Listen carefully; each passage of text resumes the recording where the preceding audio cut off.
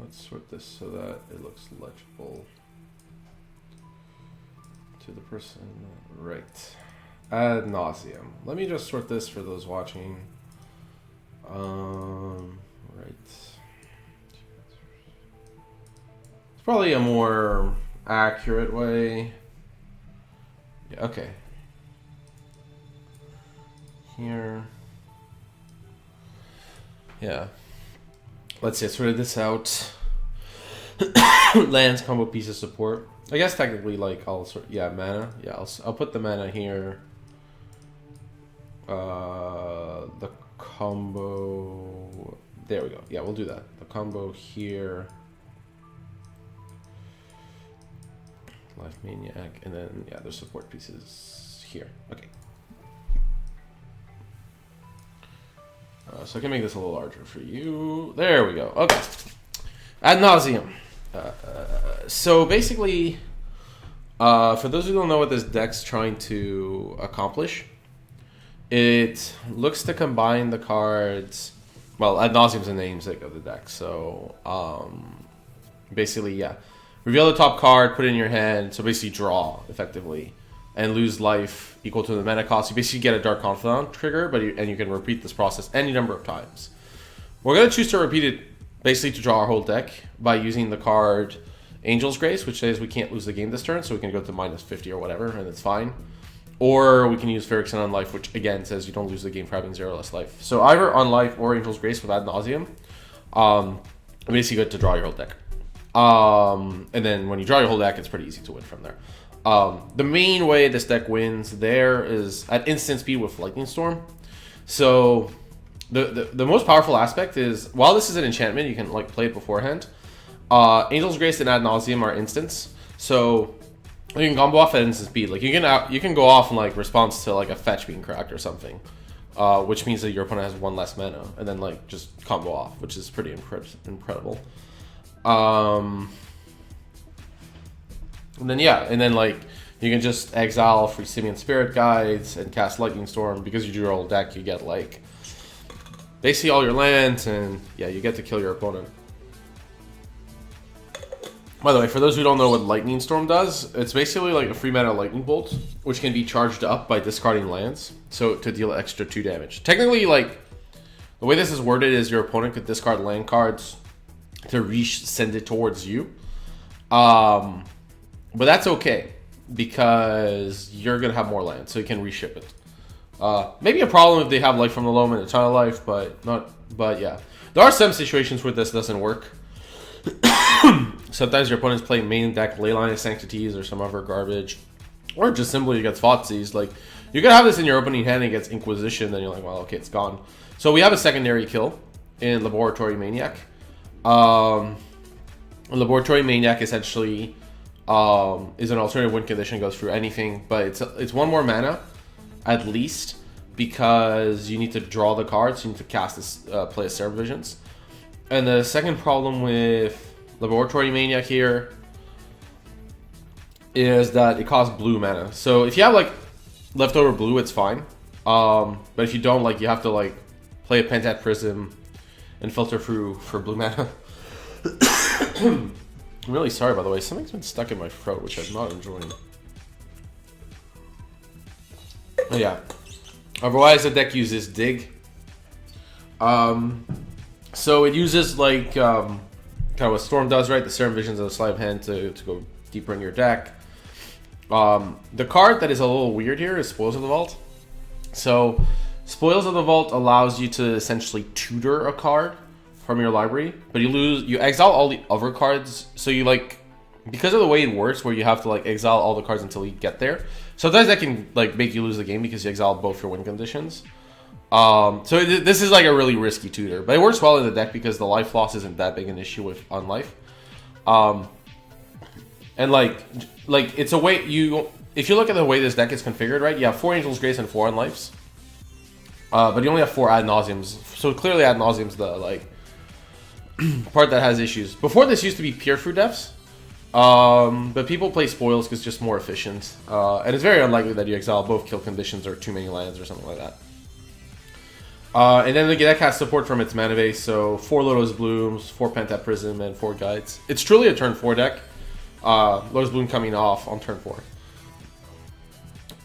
And that's pretty much it. The Pacts of Negation are a way to force your combo in game 1 through counter spells. Post board, Thoughtseize-ish decks are usually really bad matchups. Especially because they tend to have a clock. So this deck plays 4 Leylines in the board. And these help a lot. Like, they help a ton. Sorry. Then you have, like, random answers to what your opponent's trying to do, like Thoughtseize, Cages, and Pushes. Basically, you want to board these cards, I believe, when, like, they buy you a turn on their own, at least, because they're costing you a card.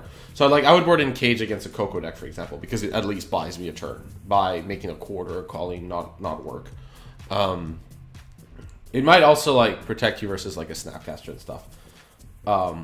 Yeah. Thoughtseize is, like, additional protection against counter magic along with a 4th Pact.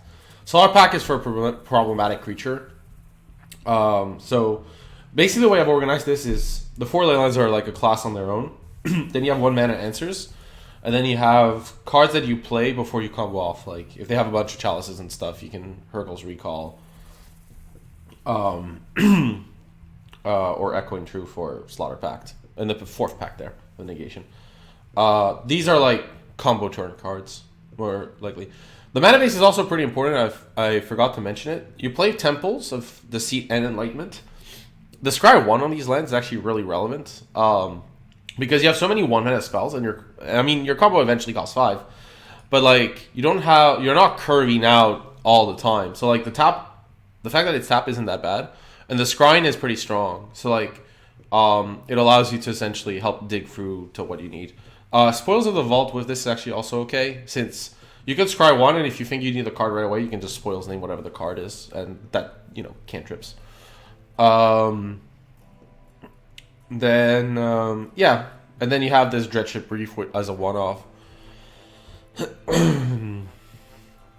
Also, this deck plays City of Brass. It used to play 4 Gemstone Mines, so don't take damage.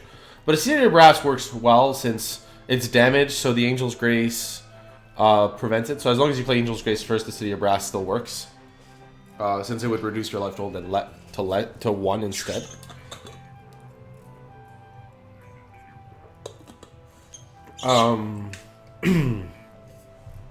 Yeah. And with Unlife, it's just a damage. There's a lot of like little neat interactions in the deck. To be honest, rather than go through all of those, we're gonna like place the games. But there's a ton of little neat interactions in this deck. What I would recommend if you ever play this is like to read like articles and primers on the deck, because there's a ton of little nitty gritty things that like we're not gonna see in the space of 5 games. But you should honestly, like, if you're interested in like this combo deck, which I think is a really cool one, you need to like read up. Right. Okay. So we're gonna play competitive modern. Wow, people already have a trophy. This league has been up for like 3 hours. There's already 3 trophies. Okay. Add Nauseum, submit.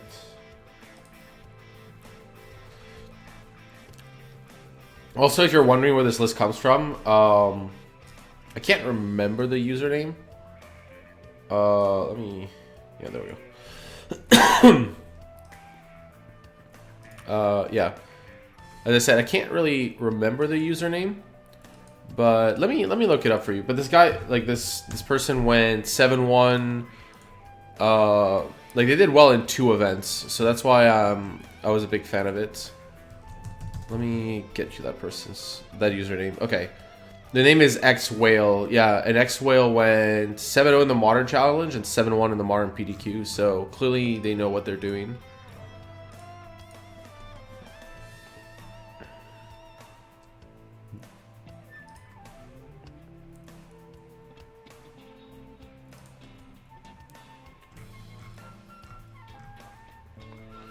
Just waiting.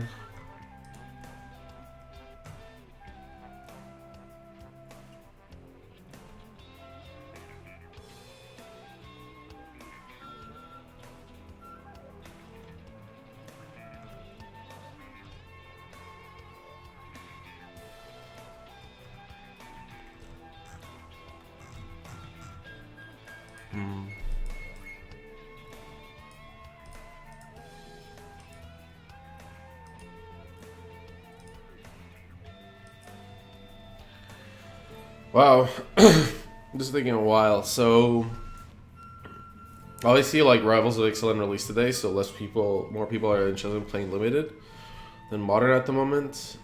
That said, it is Excellent limited, so I suspect that's only gonna last so long. I heard it's better, but like, come on, how much? Like, any like. Eldritch Moon was a lot better than Shadows, to be totally fair, but I don't think Rivals is like changing things in that sense. Let's play first.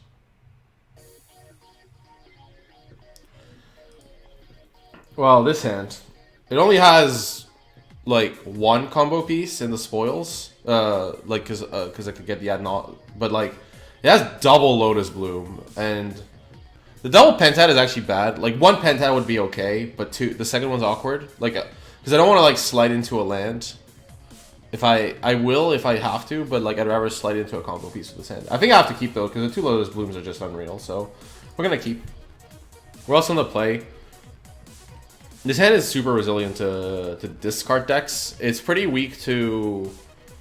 Okay, so we're gonna play City of Brass into Sleight of Hand first.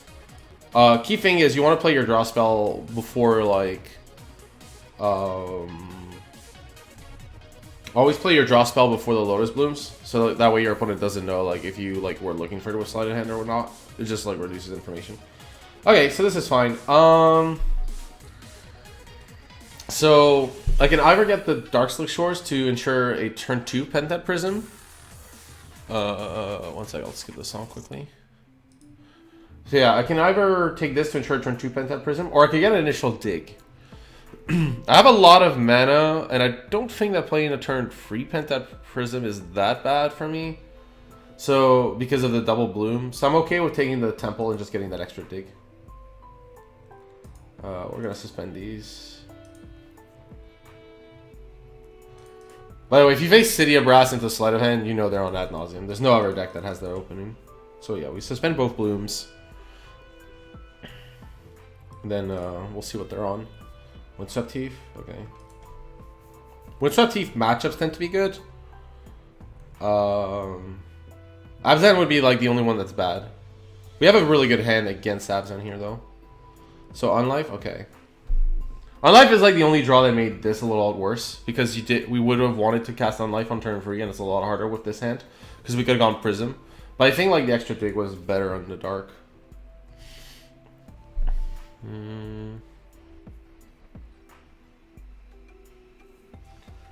Plains allows us to cast Unlife next turn without the Prisms, which sets us up for a turn 4 combo. It's only really Abrupt Decay that would make this bad.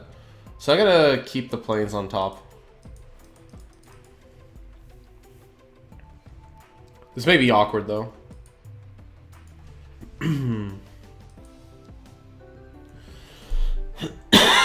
Godless Shrine is really bad for us. That means they're on Abzan. 1 second.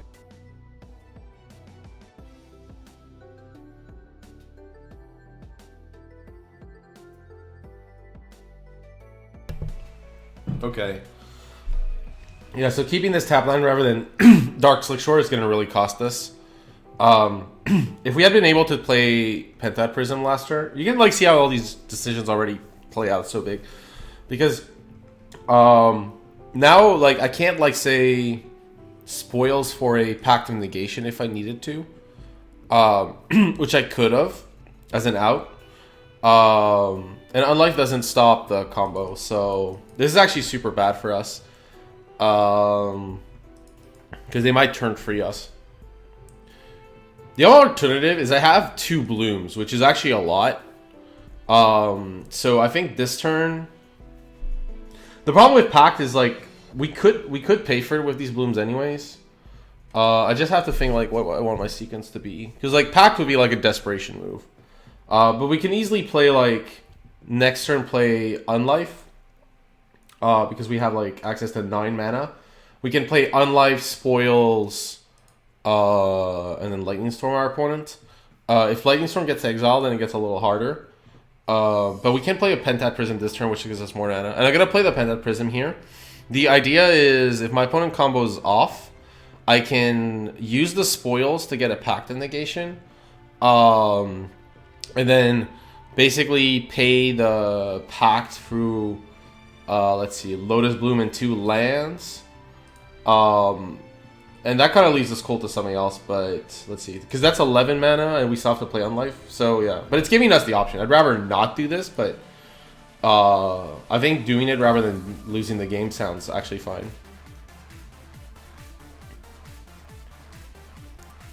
I could also cast this Pentad for 1 here. But that would remove a count. I mean, like, as in, I could, like, cast it by having a Pentad for 1 here. Which would be... So, basically, I would turn this into a ritual, but it would be out of my hand.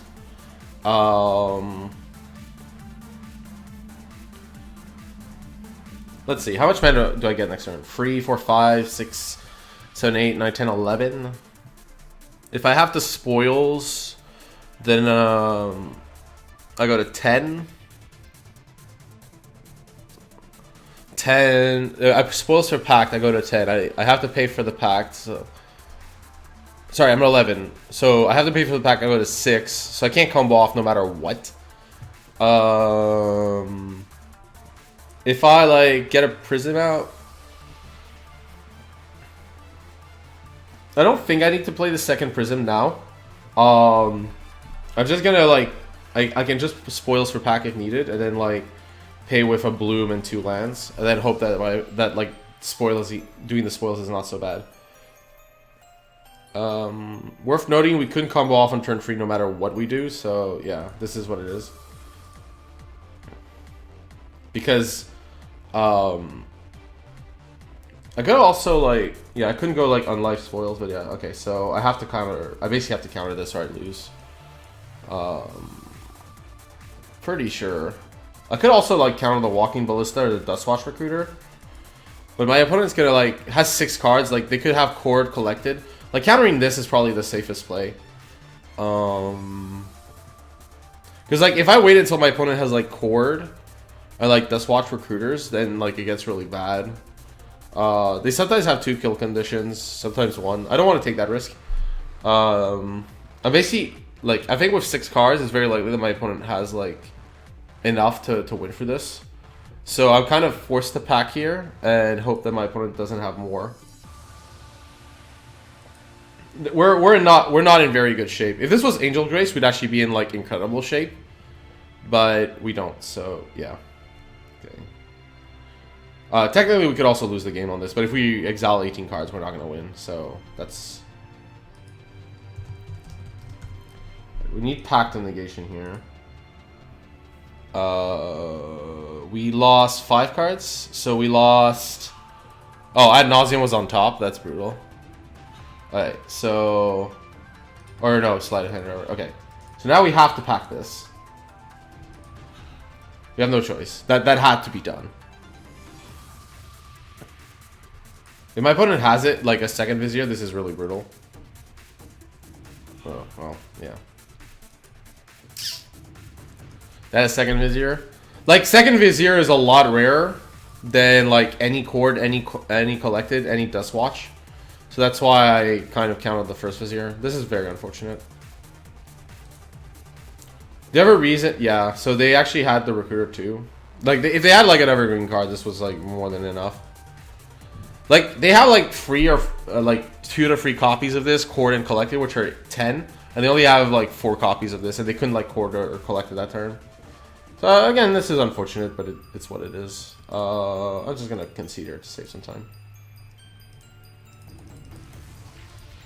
Man, that's... Yeah, so Ad Nauseum's pretty bad against the combo decks that are faster for obvious reasons. We could have been okay with Angel's Grace, but they have Walking Ballista, so we would have needed, like, 2. Okay, Cage is good against them. Fatal Push is also important. Like, basically, these are just combo disruptors, and we want to Slaughter Pacts if we're comboing off or something important. I don't want Pacts. I'll keep, like, 1 Pact.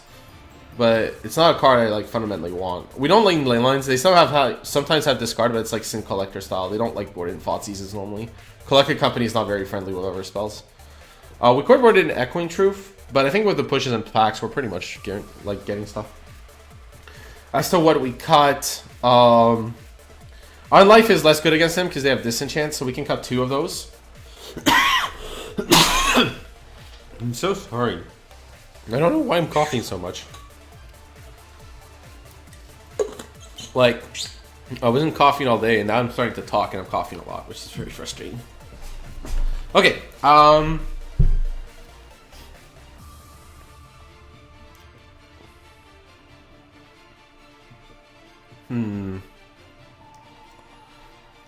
You always want to keep one pack for shenanigans. It's very rare that you want to board them all out.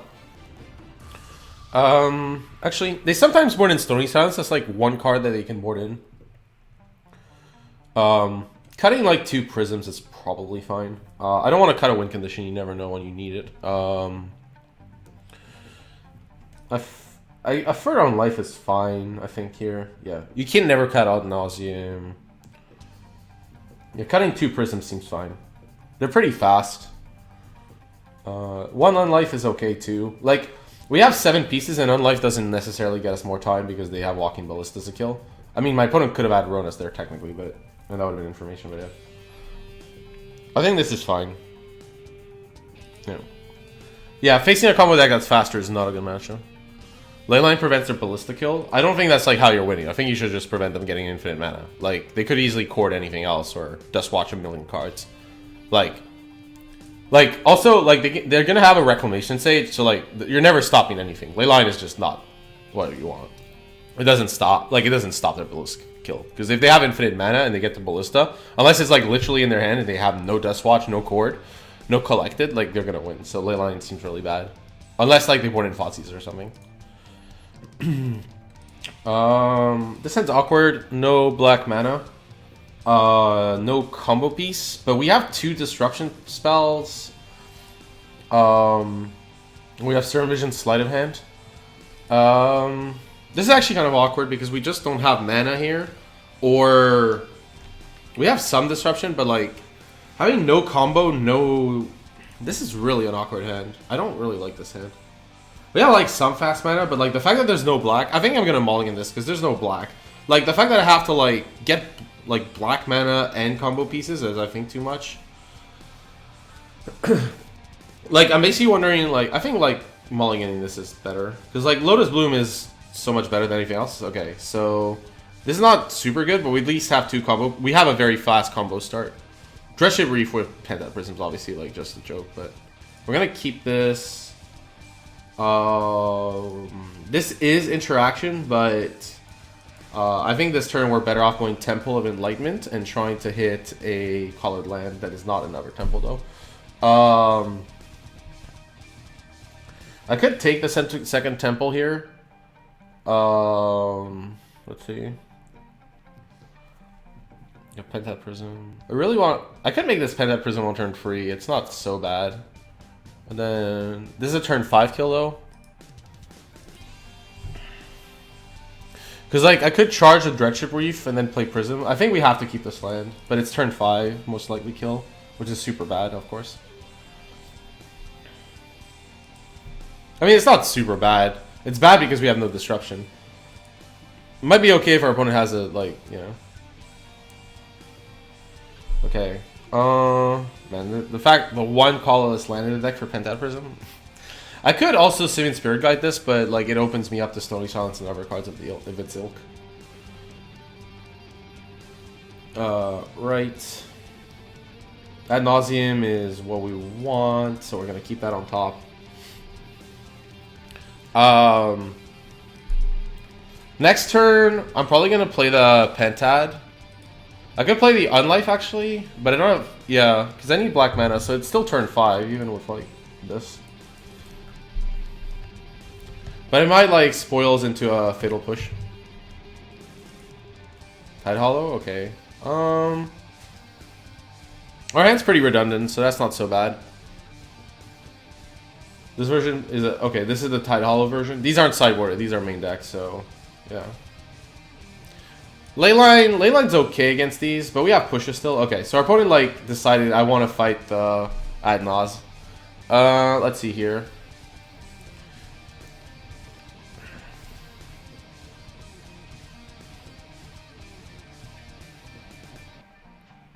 I think we want to play Prism, basically because if we play Unlife this turn, like, it's not advancing our game plan necessarily. By playing Prism, we get to a stage where, like, if we top deck, what's it called? Angel's Grace, then we can win. So I think playing the Prism here is better. It's also a better card. Like, it could be, like, it's much worse for us to get our Unlife Disenchanted rather than this Prism. So, yeah. If our opponent does kill the Prism, we can charge this Dreadship Reef, and that gives us black mana for later, so that's not so bad.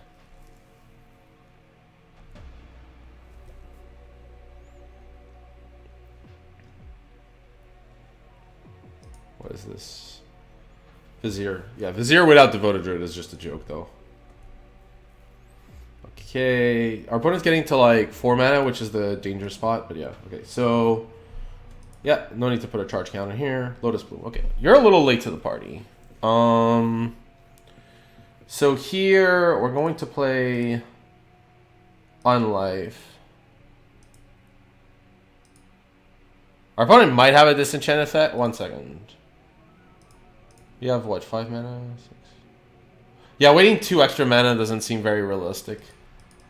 So, like, it would be like a land, and yeah, I think like. Just doing this is correct here. Just suspend the Lotus Bloom and pass. Hope our opponent doesn't have, like, Sin Collector.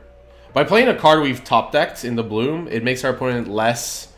like, they're less likely to want to get the... you know... I'm going to side in the Ley Lines. I'm probably not going to board in all 4, though. Even if I do. Like... the problem is, like, you have to cut cards, so it's really awkward. Also, like, some versions play 4 and some versions play, like, 2 or 3 of these, so it's very hard to tell you. I do like that my opponent puts so much attention to their mana base, though. Vizier? Okay. Right, like, we win here. Oh, we would have drawn Angel's Grace, too, so, yeah, we're done. This is, like, the cost of playing this combo deck, is you're playing this card that does nothing otherwise. Right, so... we could, like, use the Simian Spirit Guide to cast this ad nauseum. No. It needs double black, so yeah. We just have our combo and it's over. It should be, anyways. I can't imagine... not for, like, 0 mana. I can't imagine a card here. This will take a while.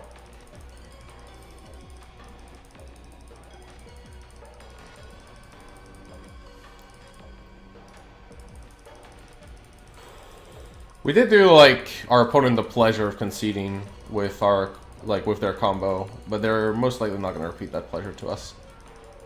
It would be courteous, but yeah. They want to see how we sideboard it, which is totally fair.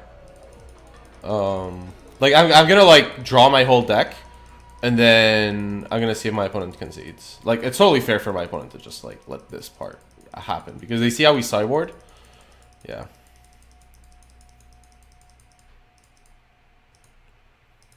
Okay. Well, no, we have no cards. So, now I have to just figure out how to win.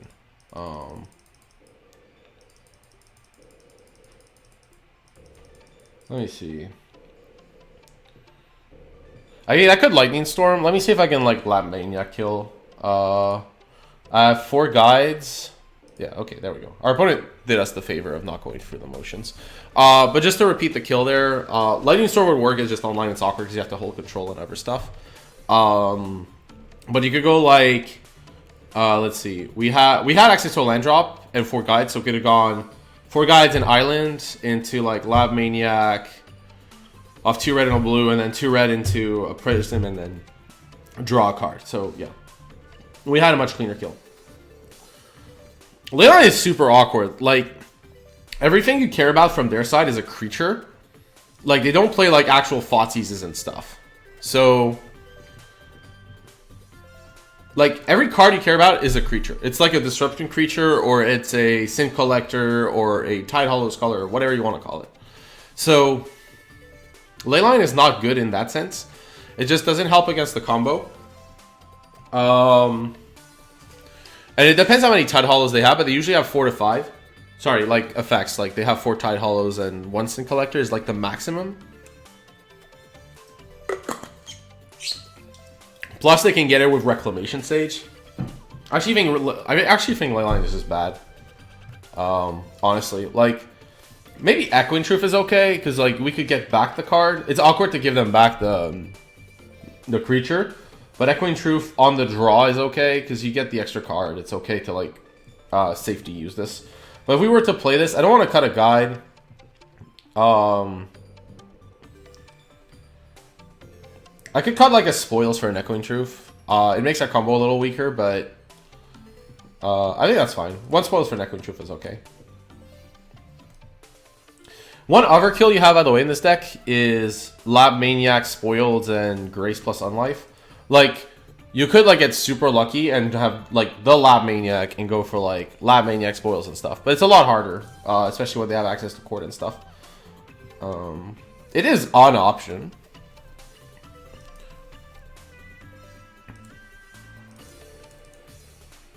Okay. So we're on the draw. So against the Fotzi's deck, this would not be good. But on the against like their deck with like Tide Hollow, it's okay. Because we can like go for Lotus Bloom and Serum Visions. We're gonna keep the Echoing Truth is like the actual worst piece of like interaction against them that we have in. But it is a piece of interaction if we need it. So are they gonna actually play a Birds of Paradise for once in their life? Because every time they haven't had Noble or Bird, which was pretty unfortunate. Okay, Bird, cool. Because they're like 1, 2, and 4 drops, so like the Bird is super important. Like it's way more important than it might appear. We're gonna have to start with City of Brass. I just don't want this Gemstone Mine to run out. So we're going to start with a Serum Visions.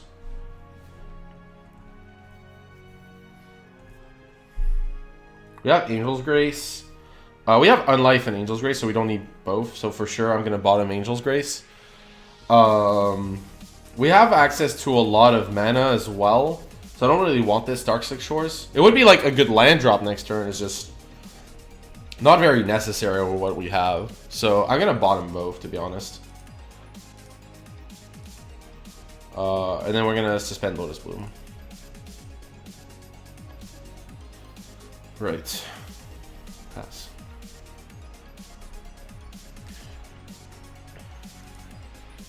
Yeah. By the way, our opponent should if they have Tide Hollow Scholar. Okay, this to me says that they have the combo. Or maybe not. Maybe they just have no overplay. Let's see what we draw here. Yeah, Echoing Truth is not very good against that combo. It's like safety. But they don't have. They didn't. If they had the combo, they would have played Devoted Druid. So I'm okay with going for Pentat Prism here and just giving ourselves the best shot for mana. The other line is to like Serum Visions and see if we draw a tap land. But I think this is fine.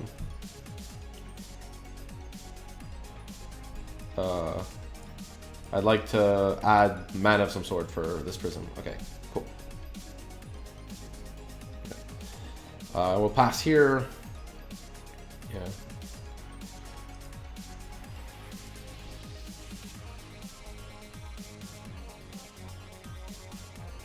This is Collected Company. That makes sense. They have a lot of disruption creatures, so it makes total sense to do this now.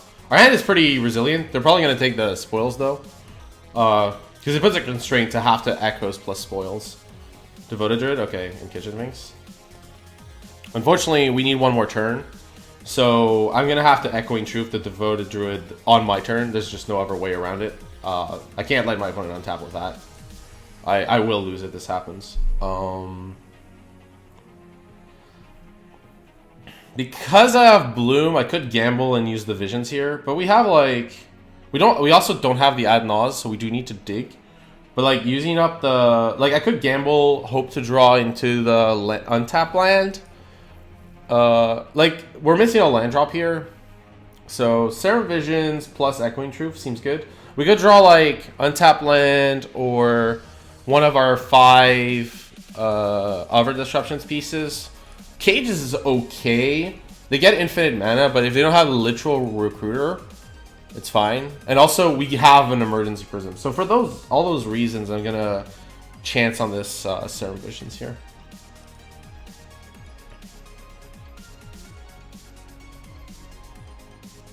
I don't like keeping the Sphinx in, by the way. Doesn't feel like... So we drew a sleight of hand, but yeah. Like the thing, like maybe they have nothing else to board in. The Sphinx is pretty bad though. Okay, so the Maniac is interesting. Unfortunately, we used up the Serum Visions, but the Maniac is really interesting because let's see, we could draw it this turn. I mean next turn. What does that do for us to draw a Maniac here? Because like I have Maniac, Gray Spoils, but then I need a Serum Visions. I could also put the Maniac be the last card on the bottom, and then I know that if I Spoils for a Maniac, it's the last card. So that's actually a much better line, since the line is still available to us, but we draw a much more relevant card.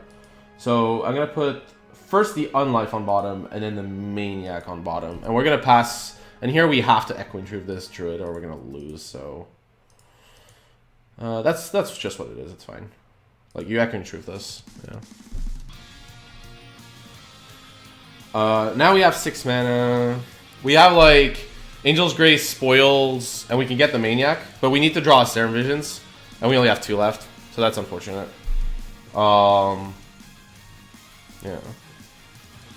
I think the Serum Visions was correct though. Like it does use a Pentad Prism counter, though.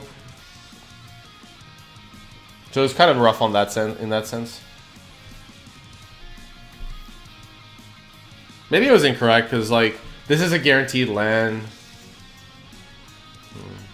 Okay. If they don't play Devoted Druid, I'm gonna put them on 100% Collected Company or Chord.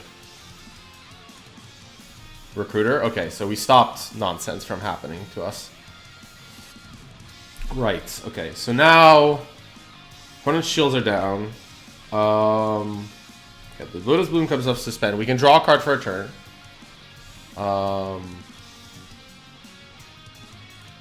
Cast. Right. Temple of Deceit. Okay, that's an unfortunate land to draw this turn. Okay, so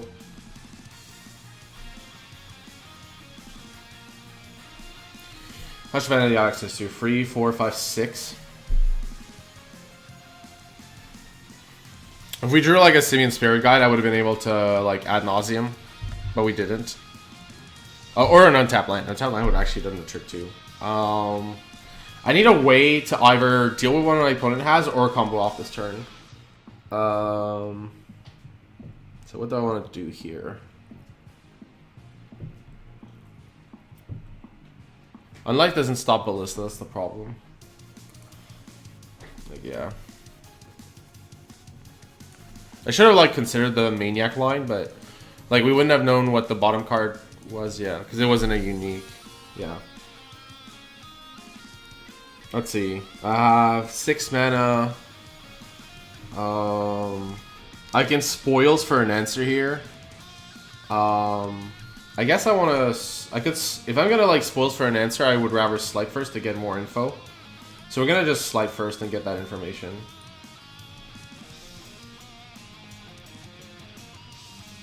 Yeah, we were 1 mana off, so like using that counter on Prism was kind of awkward earlier. Might have been, yeah.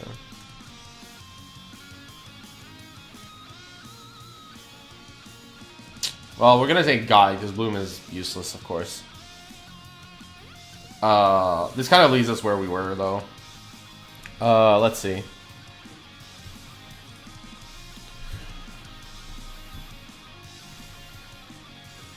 This is a really awkward turn. I could, like, if I Spoils for an answer to this, like, I'm really rough shape. Because they have Recruiter, so they can easily, like, I know that they have it, too. 5.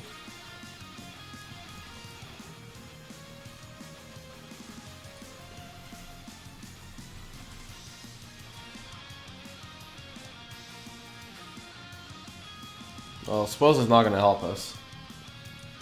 So yeah, now the Lab Maniac line, by the way, is out because... Actually, we only have 2 Spoils. The Lab Maniac kill is still out. Yeah, sorry. Okay, so we have 1, 2, 5. Am I an idiot here? Yeah, no, I'm not. I'm sorry. Like, I don't have an Unlife or an Angel's Grace effect. The problem is if my opponent gets Ballista, they can just play the Ballista, and it's a problem. Because I can't... I would have needed 2 Angel's Graces. I guess, like, that might be my line, is just to double Angel's Grace with Spoils and, like, hope to top deck. Let's see. But then I'm down to, like, 1, 2, 3, 4, 5, 6. That still works. But, oh, because I have the Spoils for 1. Let's see. 2, 5. So I have to Spoils for an Angel's Grace, use it, and then use the Syrian Spirit Guide. Okay, there's a line. There's a line. I have to... My most likely route to victory is to use Angel's Grace, spoil for 1. I have to, like, do the spoils first, though. So, yeah. We're going to have to, like, spoils for Angel's Grace. And then draw Ad Nauseum naturally. Like, these are all pretty unlikely scenarios, unfortunately, for us. Yeah. I'm pretty sure I could have won this game had I played better, so... I think it'd be interesting, like, once you have more experience with Ad Nauseum to rewatch this game and, like, figure out, like, where I could have played better.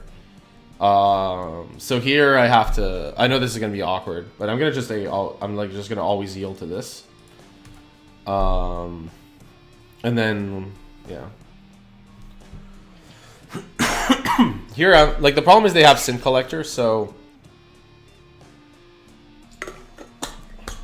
Pretty sure my chances of winning are close to zilch. And they also have Tide Hollows. I actually lost here. I can't win, right? I should have Spoils for a Fatal Push. I know that leaves me... Like, yeah, Spoils for a Fatal Push would actually have been totally fine. Now it's too late. Because, like, they can generate infinite mana. But, yeah. So, like, the line I should have gone for was... Like, Spoils for a Fatal Push. Because now they have infinite Tide Hollow Scholars here. Yeah. And, like, very often this deck runs Ronas, by the way. So, like, the ley line would still not help. And they have, yeah, Tide Hollow, sure. I'm just going to concede here. The right line was the Spoils for Fatal Push. Which I'll do now, so we'll see what would have happened.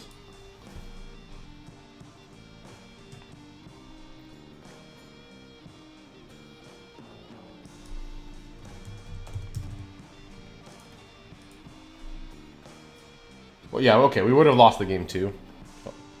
Top card was Ad Naus, right? Yeah. Like, it wasn't all like respawn, it was just like for curiosity I did that one. So we would have lost that match anyways if we... I'm sure I could have played that better though. I still maintain Leyline is not a good sideboard card. Like, I mean, apart from their combo turn, they would have done nothing. So, I think it was fine not to have it. I think the hardest question there was like that Echoing Truth. Like, it was correct decided in apparently. Like, for that, we literally had it. The fact that it cost 2 mana really destroyed us though. Because like if it had been like the push or the Slaughter Pack, we would have been able to combo off that turn, and it wasn't. But I wonder if like we should have played the Serum Visions because we had access to 4 mana, so I could have Echoing Truth and then Lotus Bloom. So that was a really big mistake because I already had all the combo pieces I needed. So by using the mana, I lost the game. So that match, I turned a loss into a win into a loss by doing that. So I should have just Echoing Truth, not Serum Visions. Just bounce the creature. My opponent like does stuff. Hopefully it's not discard. And if they don't have discard, I win. So yeah. Anyways, we're on the play. Oh no, we're on the draw. This hand's a bit slow. I think that having the natural combo though makes it okay. Oh, we can draw into like Pentat Prism. Cycling Street Wraith. Street Wraith is not normally a good matchup. Oh yeah, this is a bad matchup. Faithless Living. Okay, I take back. I'm not sure what they're... This looks like... Oh, is that... This looks like the Hollow One deck. Yeah, this is Hollow One. Okay. The Lab Maniac is really bad, by the way. Like, but the Hollow One deck, they don't usually play this card. They play Creature Kill, so yeah. So we're gonna Temple of Deceit. Unlife gives us time, and then we have no natural play after that, so let me think. Burning Inquiry. I think I'll keep the Unlife. The Unlife is like an extra 10 life against them, so it's fine. Or 9 life, because we're going to play City. Their clock is not like that fast, so yeah.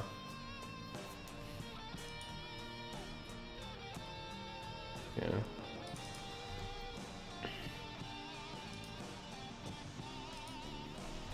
Burning Inquiry, yeah, sure. I mean, if they have it, right? Like, it's an awkward card. I just can't do anything about it. Right, Flame Wakes. This needs power 4 greater. Right, so we know we're drawing this. I could have like also upkeep drawn the Unlife to cantrip the spoils. I think that was actually probably the line I should have gone for, is upkeep this, because then it draws me into another card. As is, the spoils is probably not going to be super useful. I mean, it might be though. Like, it's a redundant combo piece in my opponent inquiries.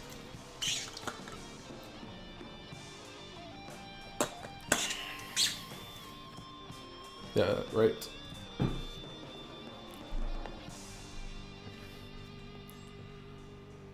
Yeah, they clearly have no hollow ones. They might have Gurmag Angler though here. That would make sense to me. Gurmag Angler, remove the lootings of the Street Wraith from the land and get back both Flame Wakes. Then that's lethal very fast. That's actually a super fast lethal. Oh, they had to exile 2 cards? Okay. So how much damage is this? This is, I go to 16. No, 14, sorry. And then next turn, this is 6 plus 5. I gotta like, oh man. This is actually perfect for Unlife because I have City of Brass. Ugh. So, wow. And we drew a second one. Okay, because this is 5, 6, 7, 8, 9, 10, 11. This was just to like exactly dead right now. As stands. If I play City of Brass, then the Unlife like doesn't do much, and the Angel's Grace won't save us. Okay, how do I go off fast enough? I might, let's see. If I spoils into Pentad, is that what the line is? Oh, wow, I should have thought about that at the end of turn. I had open mana, I could have spoils into Pentad. And that would have been fine, because then I could have Angel's Grace in one. Okay, whatever. Like, we have Angel's Grace, Lab Maniac, and Spoils. We just don't have the Serum Visions.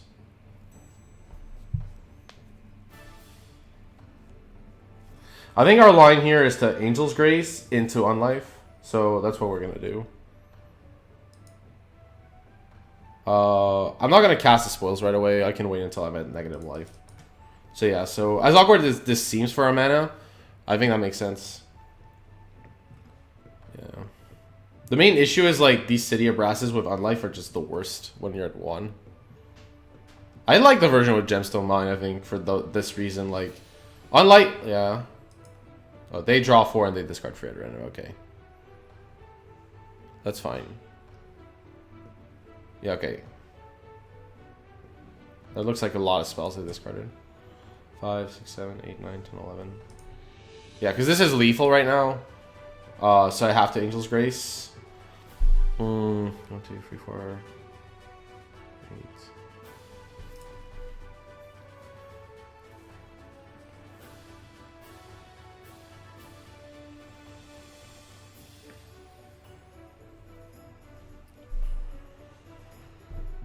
Let's see.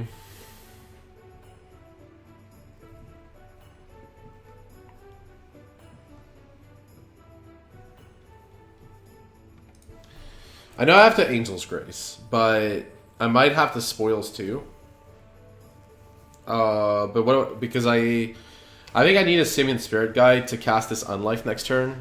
I mean, I could take like a massive chance with like Islands or Plains, but that doesn't seem good. So I think I have to go Spoils for a Simian Spirit Guide in order to cast this Unlife. Like without taking damage, so that this becomes like a kind of Time Walk effect.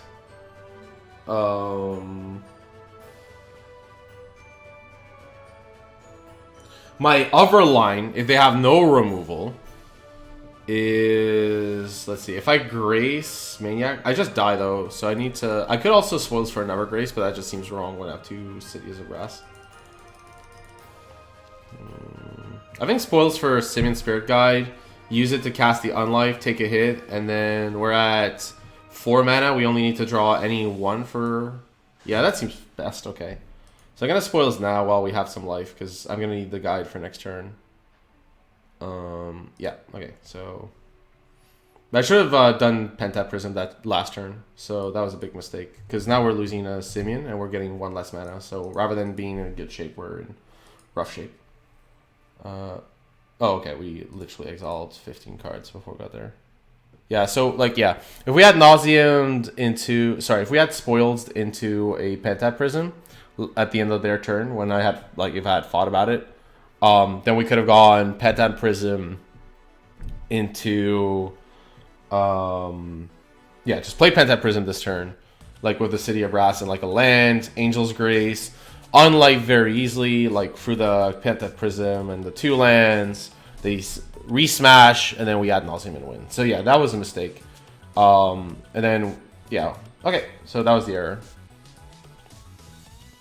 I think keeping the Unlife was fine overall, but yeah, it didn't pan out.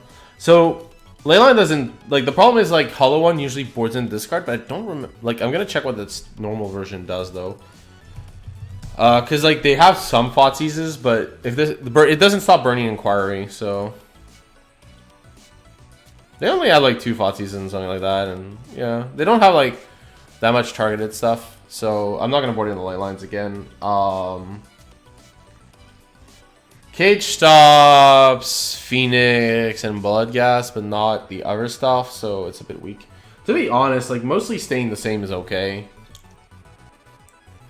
Like, I could board in, like, the Echoing Truth.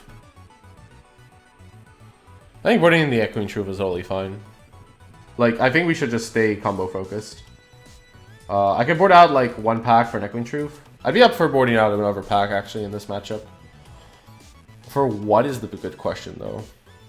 Could I have, like, 1 Leyline? That just seems bad. Like, again, they have Collective Brutality, too.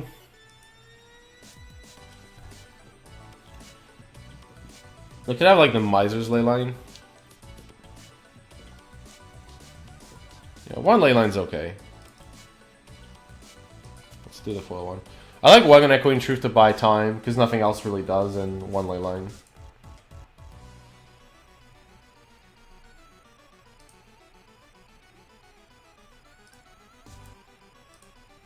Well, we got the Leyline. That was lucky.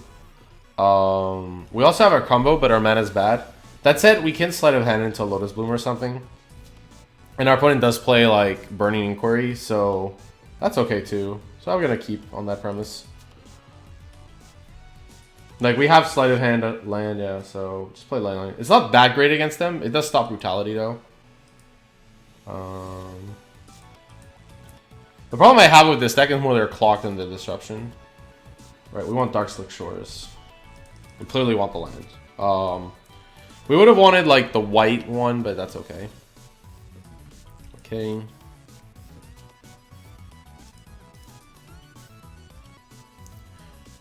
They have Collective, so Lab Maniac Natural is a pretty risky play, potentially.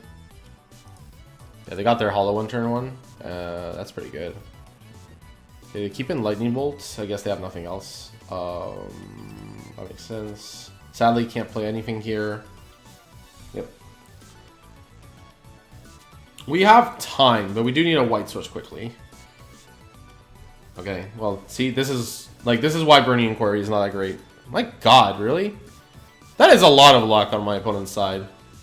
Like, they disrupted both of the white sources I drew, which is... One second. That's just unreal. I don't really want to use this Spoils of the Vault. This is... Especially with Lab Maniac. Like, I think next turn I'm going to cast this Lab... I'm going to actually just cast this Lab Maniac. With Simeon Spirit Guide. And, like, Spoils on upkeep. Oh, wait, no, I can't do that. I die. Because, like, yeah. Turn Visions. There's no point in doing this. Like, you need the... Well, first you need the Draw spell. But then you need also the Unlife effect. Let's see, actually. If I did that, if I guided a Lab Maniac... Let's see, then we're down... We need 3, 4, 5 mana. I think I'm just going to cast Turn Visions here and try to, like, hit a land. Bloom? Bloom's a little slow. We also already have these effects, so I'm going to bottom them. Yeah, we already have the Grayson on life, so I'm going to bottom both of these cards.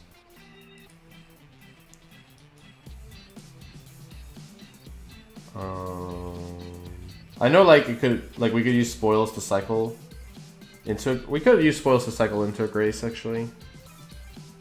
Maybe that was the line, is keep the Grace, do the Lab Maniac line. That's like 2 turns. Probably fine. Yeah, that might have been an okay line too, but we lost the Serum Visions to do this, so it doesn't work because you need to wait a turn too. It's 3 turns.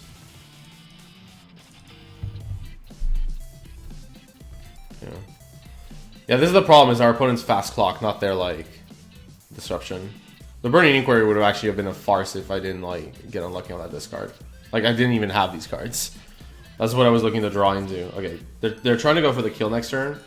So I ever need Gemstone Mine into Unlife is good. Gives us a turn.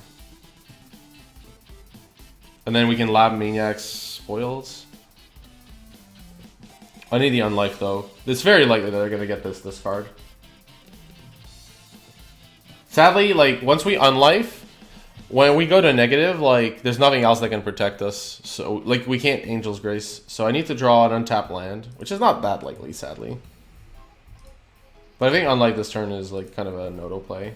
I could have, like, played Lab Maniac, but I'm pretty sure I die.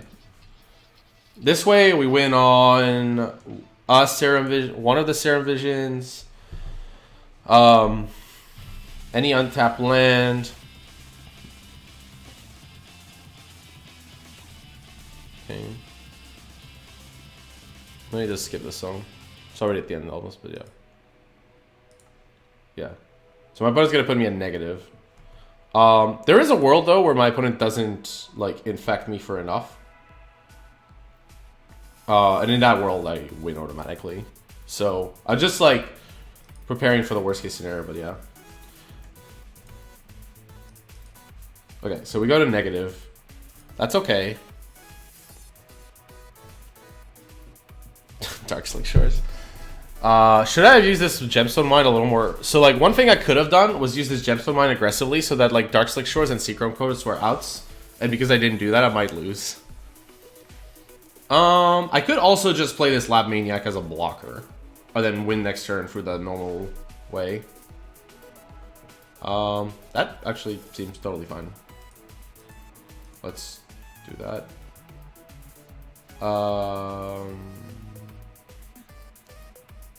I think that's okay. Like, why not? It's not doing anything else, so might as well, right?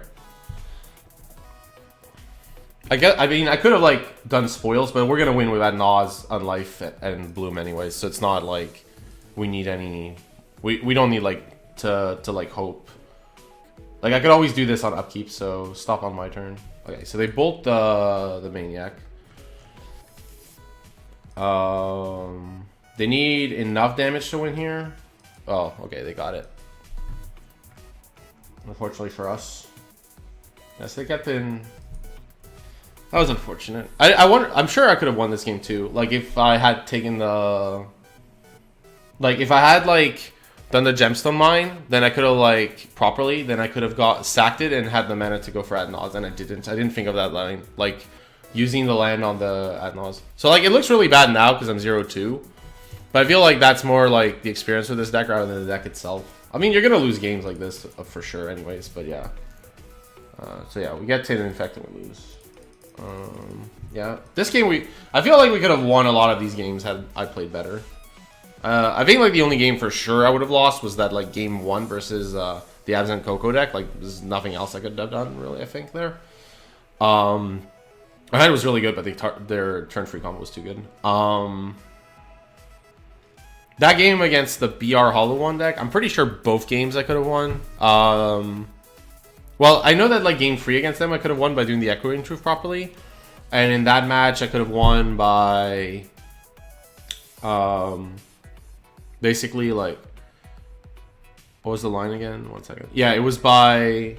Yeah, using the... At least figuring out, like, I should use the Gemstone Mine, like, counter. Or how we top deck the mine? Actually, we top deck the mine, right? Because like I didn't have mana, white mana, so I top deck the mine, did on life, untapped, and then yeah. So I couldn't have actually used the gemstone counter there. So maybe I just lose then. Yeah, because it unlife, we got a negative. Yeah, okay. So like there wasn't much. I couldn't do anything there. My gemstone mine like was that turn. So yeah. Okay, that's fine. That game we lost. It was very close though. I could have also spoiled for something. But like, yeah, Angel's Grace wouldn't have helped. So yeah. This has mana and one combo piece. We also have 2 temples, so this hand's better than it looks. I like it because of I gotta keep it because we have Lotus Bloom and Guide, so we can make and we have spoils and 2 tap lands. So we know we don't need mana, we just need the combo pieces. Oh, let me skip this. Oh. Oh wow, these are all the same basically. Right. Okay, so Verdant Catacomb. What did they do? Did they bottomed the card? Okay. Okay, this is not a good draw. Like, we clearly did not want any more spirit, like any more mana. So, let's see what we want first. I'm guessing Temple of Deceit, so we have the option to use spoils on like the card we see with Enlightenment if we like really want to. Okay, what is this? Oh well, yeah, we're tapped, so they don't need to fail push or anything. We don't want Gemstone Mine, clearly. And then we're going to suspend this Lotus Bloom. Yeah. But yeah, like, those other 2 matches I clearly... I threw away at least one. If I owe free, I'll do another league. I think this deck deserves another league. Like, if I go free 2, I'll stop there. But, like, I will play another league if I, like... free or something, because like Nauseum is a good deck. I just have been like really out of practice with it. Okay, so our opponent's like playing a clock. This is a very bad matchup, by the way. I don't expect us to necessarily win this. We're gonna give it a good shot though. Our opponent did have this card, but Grim Player is gonna help them a ton there. If they're straight leaning black, it's worse. Normally. Drawing the planes is deep. Dear God. That's really bad. Like, because they play... If this is straight king black, which I'm suspecting it is, they play Field of Ruin. Drawing a basic land is just not what you want. Okay, so Temple... We're looking for... Serum Visions is close. Because it does a lot... I think we're going to keep the Serum Visions, because it looks at more cards. So I'm going to pass here.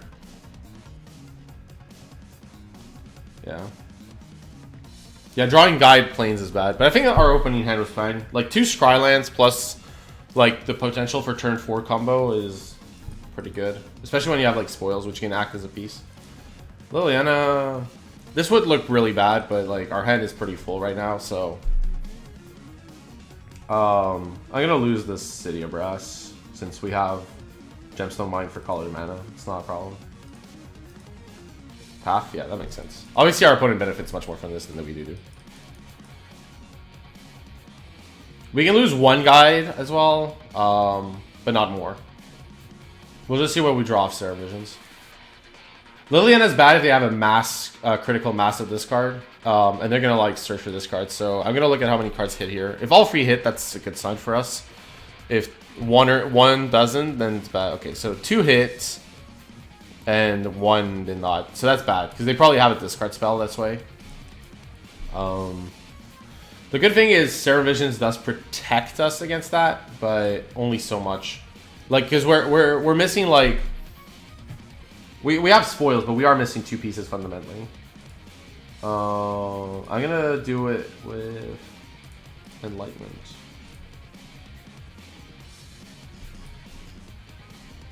We drew Sleight of Hand. I know that they probably have this card, but if it's an Inquisition, the Ad Nauseum is protected. So definitely bottoming the City of Brass, and we're topping the Ad Naus here. And the question is, like, do I want to sleight of hand the Iodinaz into my hand or protect it? My gut reaction is to protect it. I'm going to play Gemstone Mine with the plan to discard a Guide. And then we can sleight of hand next turn, right? Like, I know the card on top is something I want, so I don't want to, like, draw it right away. So, yeah. In case my opponent has a Thoughtseize here.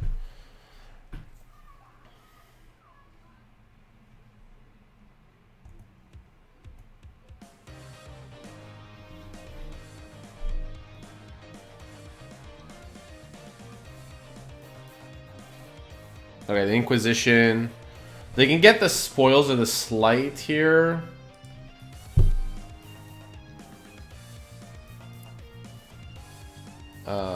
I'd rather, like, they're gonna probably take the Spoils here, but that's okay.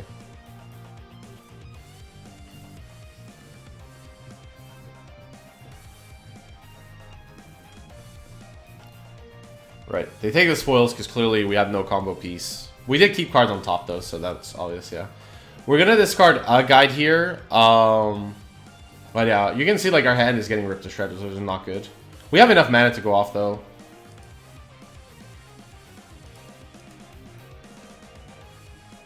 Oh, discard Liliana, attack for 4. Okay. What is this? Tarmogoyf? Okay, so this is all okay. Like the Liliana is the real problem, not the Endocrine Flare. The Tarmogoyf is like not really changing things too much here.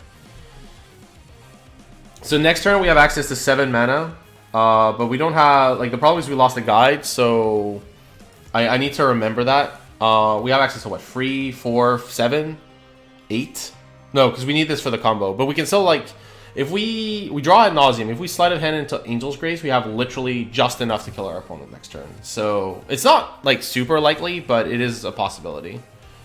So our opponent got rid of everything here, it seems. Yes.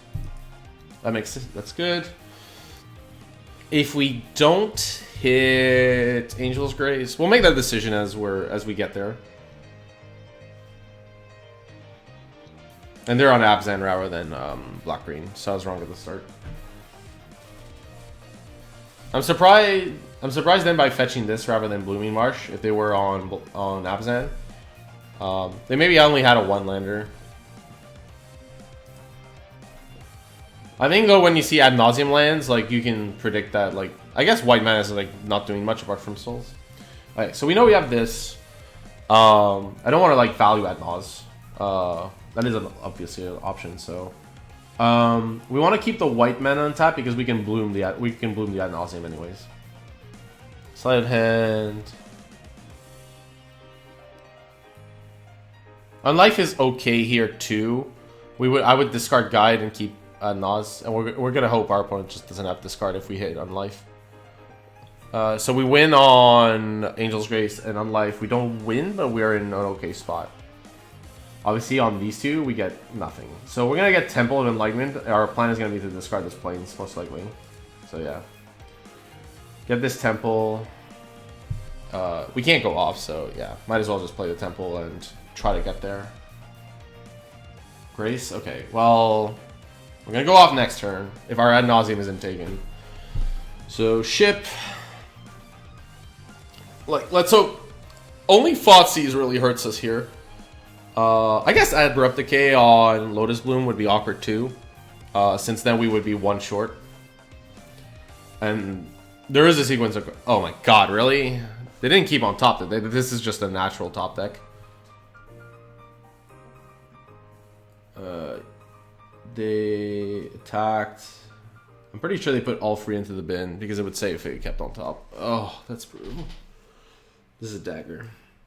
I could value Ad Naus and Angel's Grace. We lose a Lotus Bloom, but that's probably our best chance of winning. Like, I don't think I can win a normal game. If they Thoughtseize this, we just lose because there's no way we're gonna come back from Liliana's like -6. So, I think here my plan is to Ad Naus with Simeon's Spirit Guide, so I have the mana to Angel's Grace, and then like let this resolve. Yeah, because we're gonna have to Angel's Grace after we add Naus. So yeah. Okay. We're gonna cast this, unfortunately. It seems very unlikely for me to win this game. I'll be honest with you. But we might as well give it the shot we should. Right, okay. So we're gonna add Naus here. We're gonna hope not to lose too much life from... Yeah, this is like a whole... Yeah, okay. So yes. Dear God, Sin Spirit Guide, really? Ugh. 9, 8, sure. 7. Okay, so now we have the Lab Maniac line available to us. I topped with Temple of Enlightenment. So the bottom card is Dark Slick Shores from Sleight of Hand earlier. But there's 2 more Dark Slick Shores, so that's not gonna work. Like, alright, let's just repeat. 6. I mean, we need to go further. Seachrome, yes. Okay, we're at 1. 1 is very bad. And they're gonna Thoughtseize a card away here too. The problem is anything like that isn't a land kills me here. Or a Pact of Negation. I don't really want to pack this Thoughtseize because we don't have another Angel's Grace, so I can't repeat. I'm basically have to stop here. Right, and then I want to respond with Angel's Grace, so we lose. Yeah, not the best value ad Naus, but you know, you do what you have to. Right, so our opponent's gonna take ad Naus. We win if we top deck. What's its name? Lab Maniac, though. So there's that going for us.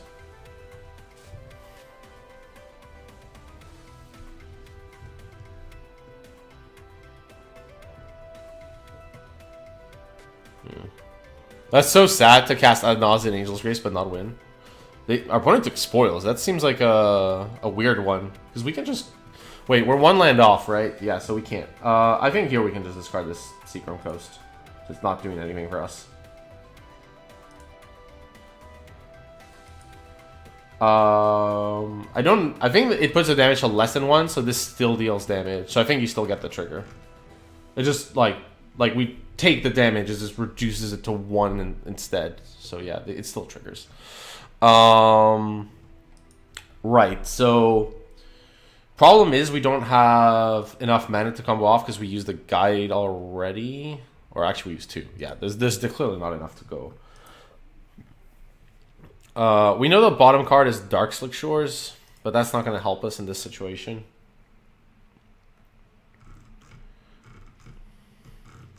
Unlife would be not so good because of Liliana's minus. Okay, well that's clearly not helping. Let's see. If I get Lab Maniac, I can win or not. Yes, because I have Simian Spirit Guide. So I need to hit exactly Lab Maniac. Oh wow, but I don't have enough. I don't have anything to like prevent myself losing with spoils here. So what the? I have to worry about this Liliana's -2. Ugh, this is looking very bad for us. Let me skip this. Right. An Angel's Grace would give me a turn, but I would lose 2 lands. I guess it could be worse. Unlife would could give me a turn if I get Unlife plus something else, because then my opponent has to stack Unlife separately. I guess I'll take the island. What do I have to do here? I can Serum Vision spoils, get the card. Yeah, that's what I need to do. As in, like, yeah. We drew Dark Slick Shores.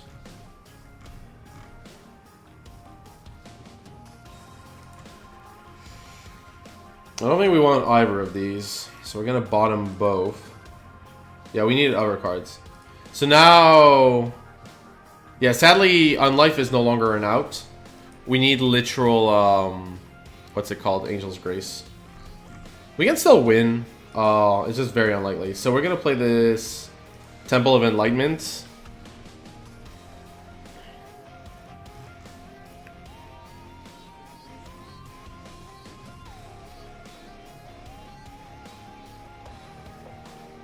Give us one more shot at getting there. Lotus Bloom, well, that's not helping. And now we have to pass, and we have to Spoils into Grace, like literal top card. And then after that, we have to like still survive like the minus on the like. This is looking lily, but we're done basically. We could like top deck into Unlife. Yeah. Yeah, that's our line then. Is like top deck into Unlife to get another turn and then add Nas Vitality. Oh, come on. We can't beat this. Angel's Grace doesn't beat this, so we lose.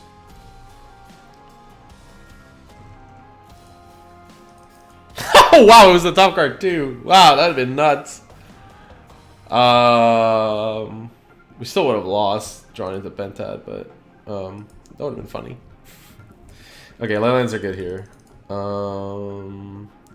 Fatal Push like buys you a lot of time, which is why I like it. Like just killing like one of their threats is actually good. We're gonna lose 2 packs.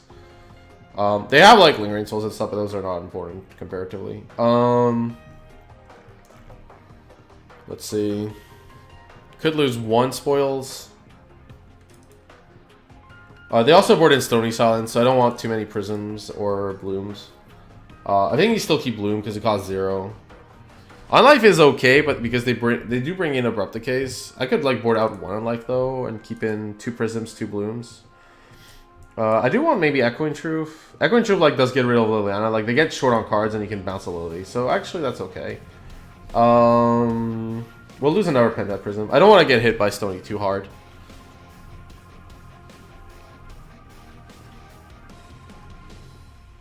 This seems fine. Let's go.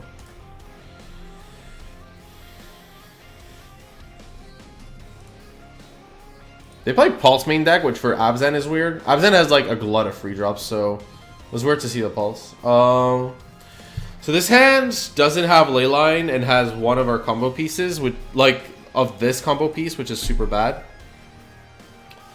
It also has really bad mana, so I'm gonna mulligan. It's like too many bad factors. Well, this hand is very strong against this card. It doesn't do anything, but it's strong against this card. I mean, not so much because I think a mulligan here is fine. Like this hand has a lot of lands, which is. This doesn't quite beat this card, but it's okay. We have like what, a Scry. Then we can charge and we have another Scry. This would be pretty greedy to keep. I think there's like better 5s, so we're gonna mulligan. Like the average 5 is better than this 6. Well, I think I'm gonna keep this. I think it's totally reasonable too. My opponent mulligan too, pretty hard, yeah. Like this is basically like freelance. I kind of need it, so let's see. I think the only non-land I'm keeping on top is Lotus Bloom, which would be sick. Okay, we're keeping Temple. That's totally fine. The classic no lander keep, you know. It turns out that like this Lotus Bloom is the same as our other hand, but we also have combo pieces. If they Stony us though, like this game is almost over. So they top their card. That can't be good. They were looking for like pretty aggressively, I suspect, silence and discard. Yeah, but I'm gonna run this for another league. I think this deck merits more. Maybe it's badly positioned. That's possible too. So, Flat sees us? Okay. That's fine.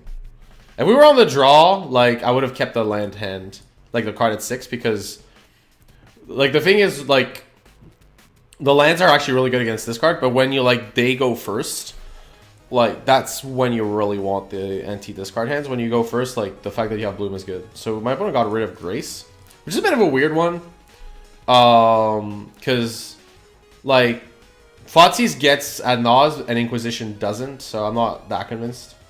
We have Unlife. We do need it at some point.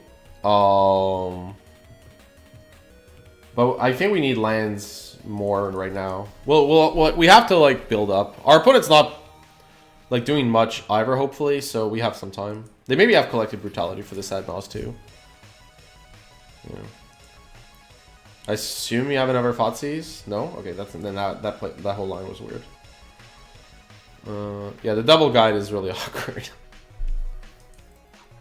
But I think this is as good a 5 as we're gonna get, like Bloom into stuff like that. Right. Problem is our opponent has Pulse and Decay in their deck, so if they like get that, it's gonna be awkward. Okay. So we might value add Naws, by the way. This is definitely like the textbook game where you would want to value add Naws. Like, you have nothing going on. You're very far from your combo. Like, 100% I would want to value add Naws this game if the option is given to me. Which is why I didn't like taking the Angel's Grace with the Thoughtseize there. Is like, I mean, this does nothing on its own. You can get rid of it eventually. This gets rid of Ad Nauseum, which only some of your cards do, not all. My opponent's gonna Liliana, I'm gonna assume here. Yeah, okay. Of course, we're like kind of forced to lose a guide here.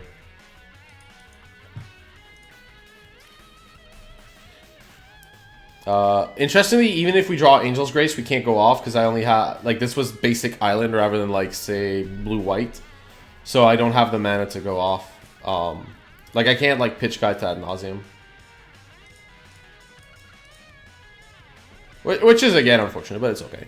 Alright, so it's our turn. We're clearly going to main phase. Cast Lotus Bloom. Right, okay, so we got another Bloom. I think this is the turn we have to like value at Nas. We have to like evaluate Nas now. I'm not gonna pitch the guide. I think we could pitch the guide because it's a card in hand rather than a land, but I think it's okay to just value at Nas here. Like yeah. Okay, so yeah, definitely the right game for this. Okay, we have a Bloom. Yes. That Maniac's interesting. Opens up some kills potentially. Okay, on life. We need a white source, so I'm going to keep going at least till I hit a white source, most likely. We have Temple of Enlightenment. We're going to double Suspend Blooms. I can afford to take some damage. I don't want to take tons, because I don't want to like randomly die to this Wildwood. Werewood, sorry. Okay, so we have 11 cards. I think we can repeat it at least once. Okay, maybe one more time. Oh, Lance. What do we have here? Okay, like, what am I keeping? Like, what's my hand looking like here? We have Unlife, Spoil. We have Unlife, Spoils Maniac, which is a pretty strong interaction. But we want, like, what are we keeping? We're playing a land, so we're keeping Maniac, Unlife, Spoils, Push Hands, and probably a land and guide. I think we can draw one more here. Okay. Oh my god, the other guide. That was like probably the worst possible one to get here. The other line, I don't want to play the Maniac because my opponent could just sack a Lily, so it's no point. I could also cast the Unlife this turn. Which is actually okay. Like, these guys are gonna like not serve much purpose, sadly. Like, if our plan is to bloom, so our plan would be City of Brass, Unlife down to 7, using 2 guys and 2 blooms, so that's 6 cards. 1, 2, 3, 4, 5, 6, and we have 14. So we're gonna discard anyways, and our hand's gonna remain Maniac, Vault, Push, Lights, and free land. Okay, I think we can draw one more card if our plan is to unlife this turn. Okay, Visions is perfect. That's like the card we wanted. So what do we have? We have Maniac. The problem is City of Brass is like the only untapped land from my hand, but I think that's okay. So we have Maniac, Unlife. No, sorry, our plan is to play the Unlife this turn. Just to like empty our hand and get the maximum use of our cards. 1, 2, 3, 4, 5. 2 lands. I think we can draw one more. What was this? A land? Gemstone Mine is good. Okay, we don't want to repeat because now we have the untapped land we wanted. Okay, so we're gonna suspend both blooms. We are going to play. I can play the Gemstone Mine to not take damage, which might be relevant down the line.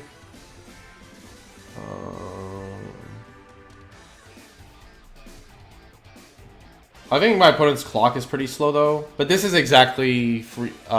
This would be free twice, so I think the mine is better in this sense. Right, okay, so...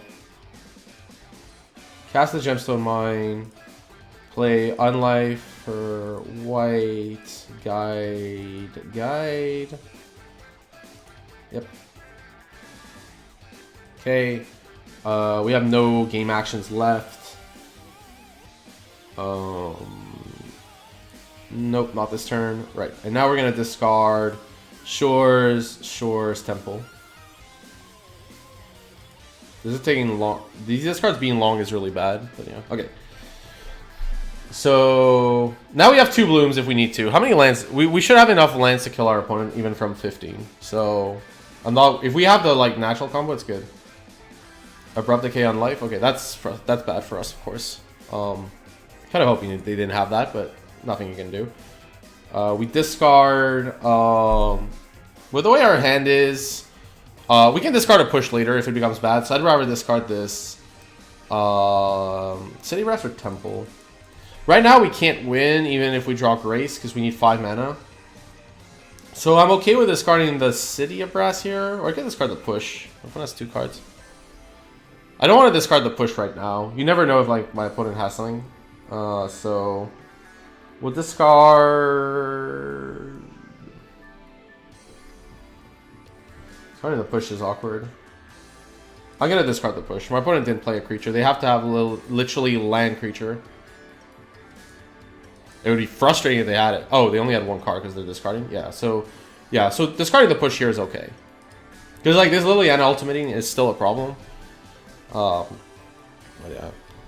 Most likely next turn, if we draw Equine Truth 2, we can get rid of Liliana, which is awesome. But yeah. Okay.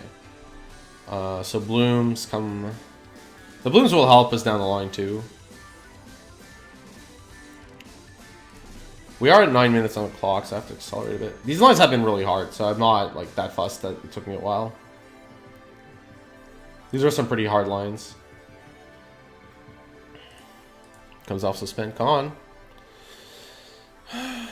You should just like say okay to those suspend cards. Like it takes a while to make them resolve. Okay, we need to keep the Serum Visions in case we want to go for a combo. Neither of those is good, but of those bad cards, mine is better. We're gonna cast Enlightenment, or rather play Enlightenment. Man, I forgot how good Scrylands were. Well, Leyline is Sanct. So this is interesting because it doesn't prevent the plus, but it definitely prevents the minus. Yeah, it doesn't prevent the plus, but it prevents like our opponent like -6ing. And I don't really see a way to get there, so I'm gonna keep this on top and cast it next turn. So yeah, we're gonna pass here. I know we're missing value on the Serum Visions, but it's part of our combo with Lab Maniac, so I can't really use it.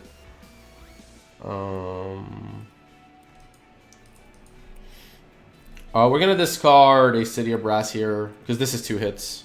So City of Brass just not gonna do anything, and this is like a scry, and this is like mana. So yeah. What is this? Tarmogoyf? Okay, Tarmogoyf is really bad for us. It makes the push we discarded earlier like super bad. But it doesn't plus, so that suggests to me that that card is vital. I don't know what it would be, but yeah. The blooms are coming off soon too, so we will have access to like tons of mana. Let's see here. If our opponent draws land, we lose. So like discarding that push earlier was bad, but I figured like we really needed the lands at the time. And our opponent was going to play a creature, and we had Unlife. And like our opponent ended up like Abrupt Decaying the Unlife, playing a creature, and like we ended up drawing a lot of lands. So yeah. What is this? Like, why would they not discard their card is a good question to me. Like, the minus on this is unreal. So what are they... What is their plan here? Because, like, they would have played a land for sure. There's no reason not to. Really. Lab Maniac spoils. Could play Leyline. I could also play Temple of the Seed and see what the top card is first. Like, that information is pretty much free, so let's just do that.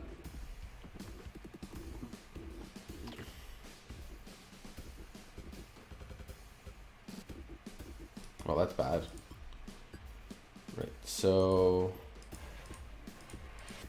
Play Leyline. The next turn we have access to tons of mana, so hopefully we draw okay. Maybe their last card has like a Decay or a Pulse or something, so... Yeah, if it's Decay, it's really awkward with Lab Main, yeah. We'll see, though. Yeah, so discarding that push was a really hard call earlier. What is this? Tracker? Okay, well, that's totally fine. Okay, so now we get our blooms, and we need to draw super well. So, yeah, we're obviously City Grass is awful, so we're discarding that. Brutality? Okay, we would have lost the Brutality. That was their last card. That was why they kept it. Okay, suspend. So that Leyline gave us that extra turn. Cast. Cast. Pact the Negation. The one-off Pact, yeah. Well, I could like Spoils a card, but we don't have Unlife. I think I need Unlife this turn. There's no other card that like saves me here, so I have to like Visions into like an Unlife. Those are not Unlifes, so I have to bottom the Mauve. We drew Ad Naus. We win if we get. The good news is we win if we do hit the the Angel's Grace or Unlife. How many of each do we have? We have one of each in the deck, but we have bottomed an Unlife very early in the game, if I recall. Yeah, it was like turn 2 or something. We had to scry it to the bottom. This game has been interesting, I think. Okay, so I have to do it for Grace. There's no other. I think that's the right card. Yeah.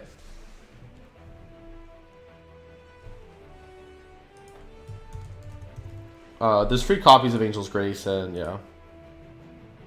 Oh my god, we actually got there? That's unreal. That is actually unreal. My opponent's gonna flip. Oh, I think they have already, yeah. And I drew Ad Naus. That's just... That is just unreal on so many levels. Okay, we're gonna... Black. We're gonna just add tons of black here. We don't have a guide, which is the only problem, but yeah, it should be fine still. Oh, we have one guide. Okay, yeah, sure. Wow, that was an unreal win. That was like out of nowhere. Alright, so we did both mulligan, and that game was like fascinating to me. Right. Okay, so the Pact is awkward. You always want to keep one. It doesn't stop Abrupt Decay though, so I might like keep 0 packs now. It's so bad if they have like a disenchant effect in their deck or something, but it doesn't stop Abrupt Decay. Let's just lose it. On the draw, Solar Pact is okay, but it doesn't kill Grimflayer, so I don't really want to Thoughtseize my Abzan opponent. That doesn't seem necessary.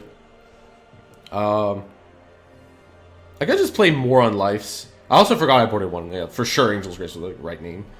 I could board in the extra spoils, but I think we're on the draw. We have more cards. I want more like natural cards. Like on life that buys us time is good. Let's go with this. This seems fine. Yeah. It could have also been the second Prism, but I'm pretty sure our opponent like has Stony Silence, and I don't want to run too hard into that. Okay, we have Leyline Bloom. This is a must keep.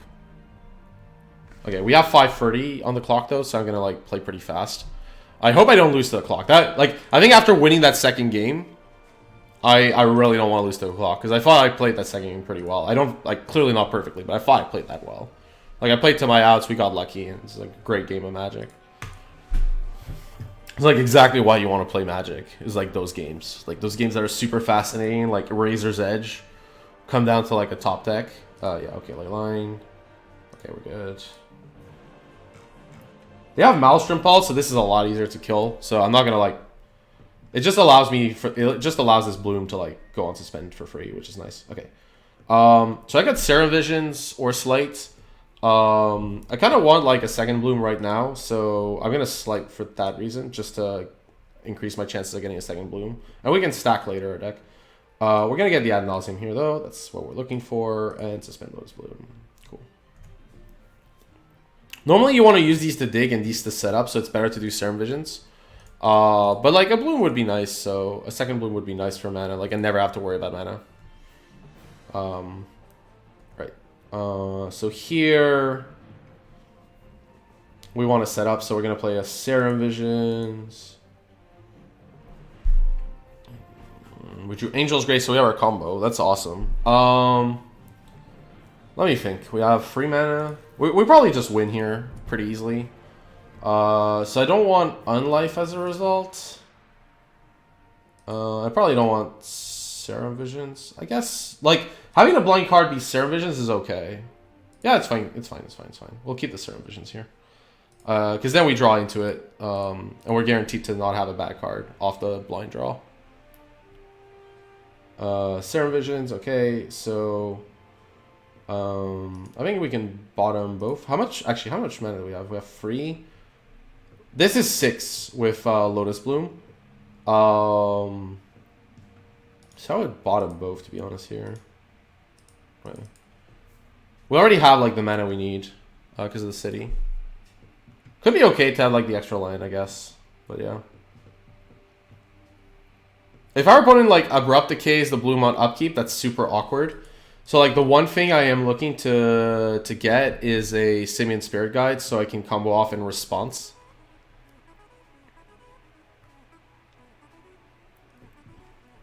Okay, we have a second Angel's Grace. Okay, we're gonna Slight first and Serum after. Yeah, I'm looking here for a Simian Spirit Guide or Pentat Prism. Pentat Prism's actually perfect. Because like my opponent can Abrupt Decay the Pentat Prism, but that means that this isn't getting Abrupt Decayed, so that's totally fine. If my opponent has Stony Silence, then that's super awkward, of course. Okay, they don't have Abrupt Decay. You have Stony? That would be brutal. Stony would be really brutal. We kind of are forced to Lightning Storm kill them, which is awkward, but yeah. Okay. We can go to our draw step if our opponent doesn't kill this. They're probably like hoping to get an Unlife. Maybe that's definitely more likely now. Okay, so Grace for white. Ad Nauseum for black, and this thing. Our combo is not that fast, sadly, so I might have to go for the Lab Maniac kill, which would be really sucky, but it's what it is. Because we have no instant speed card draw, so I'd rather not go for the Lab Maniac kill.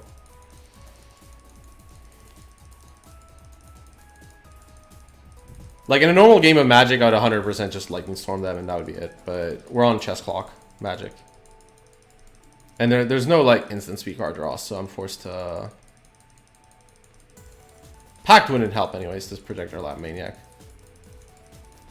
I mean, I could go for the Lab Maniac kill and then Lightning Storm, because I do have enough mana, but I don't think that's necessary. I'd rather just not waste the time and go for the Lightning Storm kill. Oh, okay.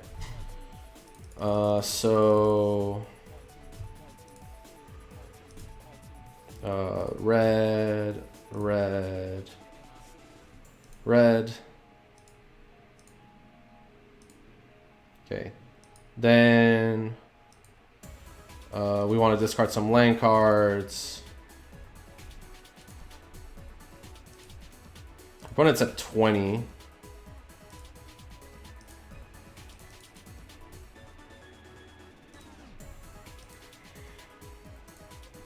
I gotta count this as a win no matter what happens on the clock, by the way, because like this is clearly a win in any normal match of Magic.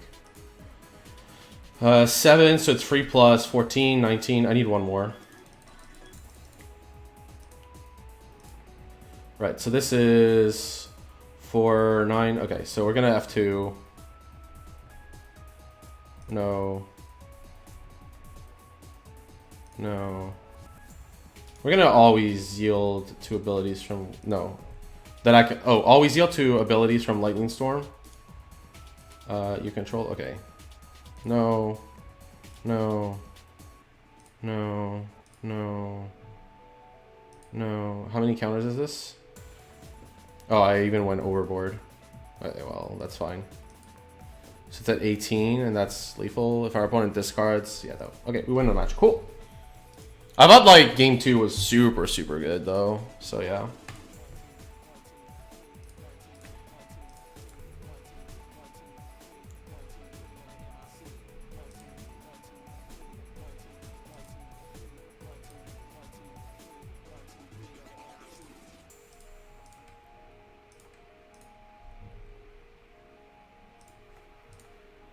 Okay, we're gonna be able to salvage this league for a chest. That'd be impressive. Okay. Well, we have the combo and we have Lotus Bloom. Pretty awkward if our opponent. Oh, the mulligan. Okay, we'll keep. Like if they have a discard spell, this hand is super bad. Like super, super bad. If they don't, it's a really strong hand because you have Angel's Grace and Nauseum Pact. If they're on the discard deck, this is bad. Top. Okay. Sacred Foundry. That's usually safe. Oh wait. There is a deck with Sacred. It depends if they're burn or if they're the other deck with like the 1 mana spells. Okay, drawing the third Angel's Grace is obviously terrible here. Mostly because our land is also Darkslick Shores. Yeah, if our land was like blue-white here, then it'd be okay because we could use these Angel's Graces. We have time though, like I suspect. Marsh Flats. Oh, okay, yeah, they're on that deck. That's bad for us. This needs Thoughtseize though, rather than Inquisition, so that's good news. But yeah, it means like we can't like pack plus Angel's Grace to protect our combo. That's why I wanted this to be white. It's because it enables pack basically. I mean, we could technically like pact and like combo off in response, but yeah, Swiss Spear, okay, that's fine. Faithless Looting, sure. It's pretty clear what we're on. So I suspect my opponent's gonna discard. Well, I mean that kills a creature, is irrelevant. Yeah, pushes are gone. That's pretty good for them. Get rid of 2 pushes. This deck wants instants and sorceries in its graveyard, but it often has trouble. They have Kola against command, which would be really awkward for my Pentat Prism. But this is a really... I could wait, I think, a turn on this. But I'll definitely want to guide into this if I can. If I have to next turn. Yeah. Because Inquisition, like, always would cost 1 mana. And the reason I would want to guide into this is like +1 if I do it. And it only really loses to Kola against command. Which would be awkward, but we have Pact and Negation, so it's okay. We can like... Let's see, we have Bloom, we have Prism, that would be... And we have a land. So that would be like 6. So we could like Angel's Grace and like counter... That's the other reason to wait on this. Is... We could Pact whatever comes up, so it's fine. Okay, we get hit for 1, that's fine. Bloom goes to 1. Okay. Visions? Visions is super awkward this turn. I'm not really into that. I think I'm just going to play Pentat Prison with Pact and Negation backup for whatever nonsense my opponent plays, and then we're going to get there, right? Let's see.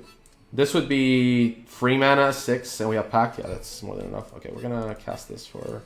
And we have still free guides in our deck, which is also important. Oh, we have a land drop, if... Most likely, anyways. Yeah. I want to combo off as early as possible, mostly to like not lose to discard spells randomly later. Inquisition's hard. I mean, we're probably not going to counter Inquisition, but they can still take the Pact. But we have then the Grace's game plan. Alright, what is our opponent doing here? Thoughtseize is a must counter. Collective? This is also a must counter. Wait. Is this just drain for 2? I suspect our opponent misclicked. Target opponent loses 2 life and you gain 2 life? Like, for sure they would have targeted us. Yeah, that's fine. I'm not gonna, like, pack this. I mean, yeah, okay. I'm pretty sure our opponent misclicked. They're like, yeah, there we go. They're like, what happened? Okay, yeah. You can tell... I don't have to chat with my opponent. I'm pretty sure they... Like, it's pretty obvious they misclicked here. No way against Ad Nauseum with Lotus Bloom coming off that you would, like, not make them discard here. That seems, like, pretty much folly. Okay, so... Lotus Bloom comes off. We're just gonna like let all this stuff happen. It's all fine. We're gonna go to our draw step. Right, okay. So now we can play our, we have free Swimming Spirit Guide. So yeah, we can play our land. Yeah, and then we have a Penta Prism counter. Okay. So Angel's Grace for white.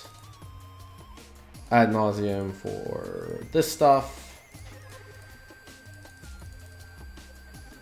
Yes, yes, yes, yes, yes, yes, yes, yes, yes, yes, yes, yes, yes. Okay, we can sideboarding. Cool. Okay, so they're on Mardu Pyromancer, if you don't know the deck. It's basically like a value deck with Bedlam Reveler. They have a ton of discard. These ley lines are like Odo includes. Their threats are like Pyromancer, Swiftspear, and Bedlam, and Lingering Souls. Cage is okay, but like you don't really want Cage against them. Like it does stop them kind of, but we're not like if I was an answer deck, like if I was playing I don't know, like some kind of control deck, then I would board in the Grafdigger's Cages. But because like the Grafdigger's Cage is like meant to stop really awkward nonsense for us, like it's more like for quarter calling style decks. They play Kolaghan's Command to make us discard like 9 straight up discard spells. We won game 1, which is actually pretty lucky because they have pressure plus discard, and they're boarding in more discard. They also board in Blood Moon and Camball. Camball can be a problem. So packs are not very good against discard decks. They don't normally have a way to enchant you once you combo, so we can lose all the packs. We need Echoing Truth just because of Camball, and sometimes it buys you time. We don't want the Cages. The Thoughtseizes are not really... I think they're happy if we board in Thoughtseize. The pushes are like harder. It does like... Slaughter Pack doesn't kill Camball, which is pretty awful for us. Fatal Push does, but you need like a trigger, and we don't have fetch land, so it's not like that easy. Like it would have to come off a Lotus Bloom. The one thing in our favor is these decks for some reason don't play Stony Silence. I mean, I think that's just wrong, if I'm perfectly honest. So we're a bit weaker. They do have Kolaghan's Command, so Penta Prism is a little less good. Unlife is really good against them though. Like they have ways to get there with burn and stuff, but it takes time. I think the 1 Echoing Truth is okay. Like Campbell's an odd problem if you have enough life, so I will board in 1 Echoing Truth for like I don't know what nonsense our opponent could have. Because we're also boarding out all these packs, so yeah. We have 60 cards. Yeah, I think this is fine. We have Unlife, Guide. Yeah, we'll just say combo focus, but with ley lines and a truth. And we'll lose 2 Pentads and the negations. Which are not the best in this matchup. Okay. I suspect, at least. Not a big expert on the Ad Nauseum versus, yeah. Okay, well... Right, so you can see the difference here between being on the play or draw. Like, on the play, I would keep this hand. Because you have access to Lotus Bloom even with 1 land that can't cast really much. But on the draw, like they're gonna have a turn 1 discard spell, and this hand just gets demolished. So we're gonna mulligan this. Well, this one has Bloom, Leyline, and a Scry, so we're 100% keeping. They don't have a way to get rid of Unlife on the board, so I don't want this Angel's Grace. We need straight up Ad Naus. So we're going to get this Leyline in play, which is going to look pretty good. Yeah. Yeah, the games where you have Leyline against discard decks and versus the games you don't are just, like, the difference is unreal. Like, you could see it, like, in our last match against Abzan, like, how hard it was to win that game, too. Like, we had to get insanely lucky and play pretty tight. While in game 3 we had Leyline, so nothing mattered. Yeah. So our opponent should play Swiftspear here to put pressure. Or Faithless Looting's good, too. Like, this deck... Like, Faithless Looting in this deck is unreal. It's like one of their best cards. Yeah, look at these Inquisitions. Like, look at how our hand would have been ripped to shreds. We're going to start with Seachrome Coast, and we're going to suspend Lotus Bloom, so that's easy. And then we're going to play this Pentat Prism. We don't have the combo, though, apart from Unlife, so yeah, it's okay. They don't normally board in Disenchant style effects. And we definitely want to get a Pentat Prism through a Blood Moon. I mean, we can like play it eventually, it's fine. Our opponent might make themselves discard, which would be really funny, but probably the right play. So, white, blue. Right. We're still not out of the woods yet. Like, we're super favored because of this ley line. But we're not, like, out of it. Because we still need to, like, get an ad nause. Wear tear? Oh, wow. They normally only play 1 or 2 copies of that card. So this is, like, a total dagger. Okay, well, this is horrible for us. This puts us in, like, one of the worst possible positions. Because now their Inquisitions are live. Like, losing the Lightning Storm is really bad. I didn't mention it because we had Leyline, but, like, losing Lightning Storm is, like, the nut awfulness. They don't have black mana, thankfully, so that's one thing in our advantage, but yeah. Yeah, they only play, like, 1 or 2 Wear Tears. It's a very good card. I wonder if they should play more, but... Now I have to figure out if I want to play Unlife with this card. Like, this Lightning Storm being gone is bad because it means we have to lap Maniac Caleb, and they know this. I'm kind of a fan of going for Unlife here, though. Because I don't want it to, like, get discarded, and it's a combo piece, so... Unfortunately, I'm going to, like, do the best of the bad situation. We have, like, more than enough mana. Okay, so... and I'm going to suspend this Bloom, too. Might as well. Yeah. The Lightning Storm in hand. So, to be clear, there's no way to, like, get back a card from our graveyard. Some versions of that, the oldest versions play like this weird 1 mana thing that card. I can't remember, Conjuro's Bubble or something. And like put up to 1 target card from a graveyard on the bottom of the library, and then you drew a card.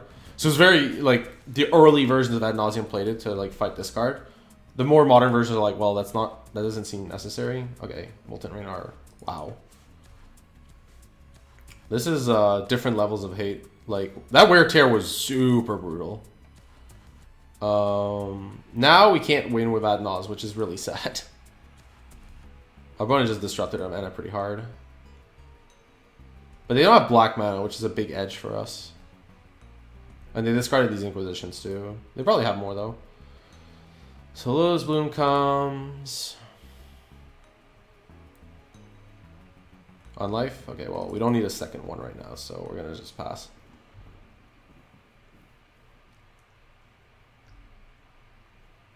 Another Molten Rain? Faithless one? Okay.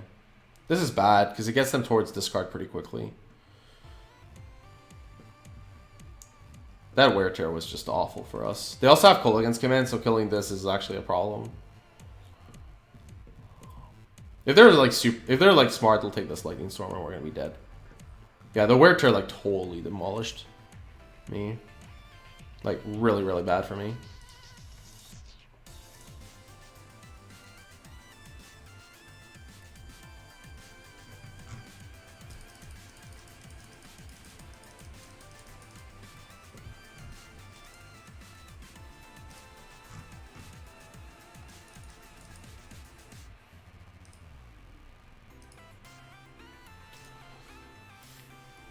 Yeah.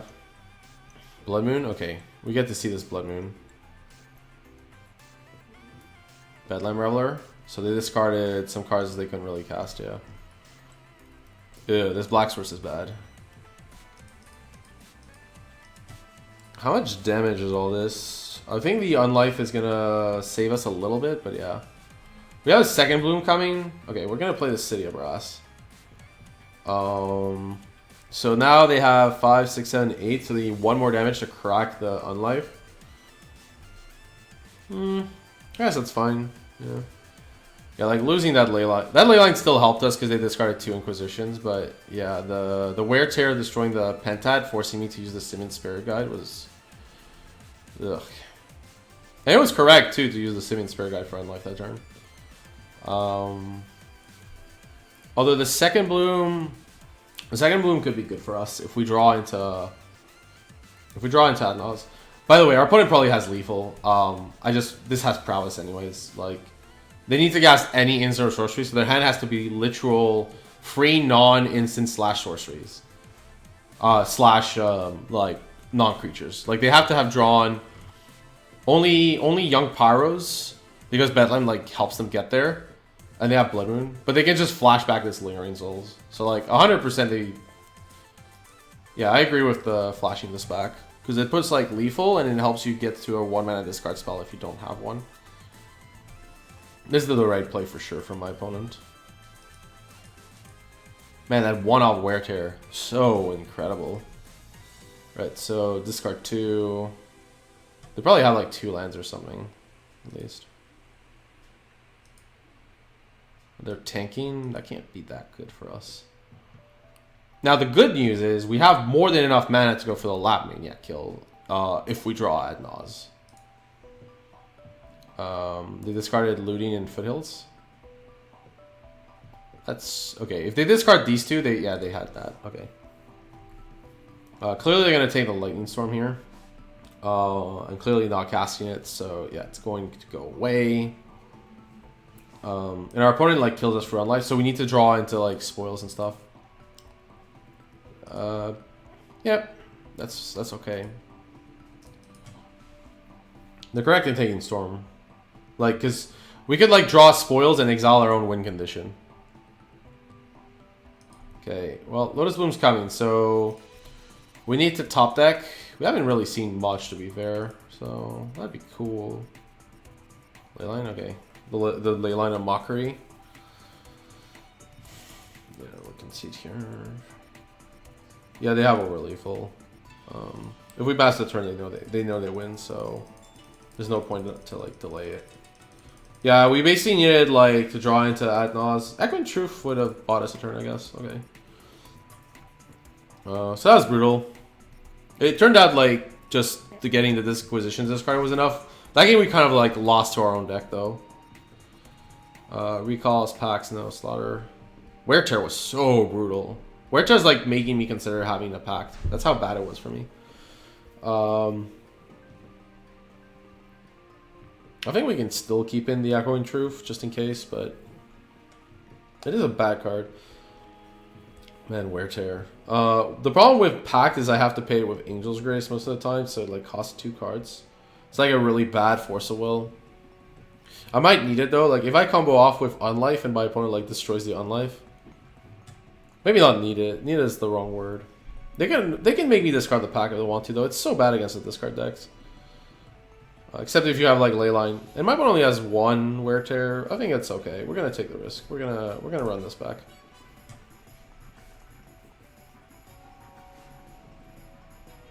I could Fatal Push the Pyro, I guess. That's also fine. Okay. This hand is good from a like just natural combo and all that stuff, but it gets ripped to shreds by discard. I think it's fine though. We have access to like mana, draw. I think we're gonna keep even though we don't have a Leyline. You can't like aggressively mulligan to Leyline when your hands are good. I think you can when your hand is like so-so. But it's like on the edge. But like with a hand like this, I don't want to. We're gonna just play Temple here to like try to get a turn 2 Prism. Unlife. Unlife is okay. It's not a land, but we'll put it on top. Like it's a redundant piece, and they need exactly Thoughtseize to get rid of Ad Nauseum. If they go Inquisition, they get Angel's Grace. So yeah, they get Thoughtseize. This is like that keep is really awkward. It's okay though, like Angel's Grace can act as a fog, which sometimes is good enough. Swiss Spear? Okay, sure. So we played Penta Prism. So Penta Prism, blue, black. And then we're gonna set up some lands. I suspect my opponent has like ways to interact with what I'm doing. They're probably just keeping their discard for later to deal more damage with Swiss Spear, which I agree with. You shouldn't fire off your discard necessarily turn 1. Because I'm on the play, so like for sure I would have played any blooms I had. So like at that point, like what are you really trying to nail with your discard?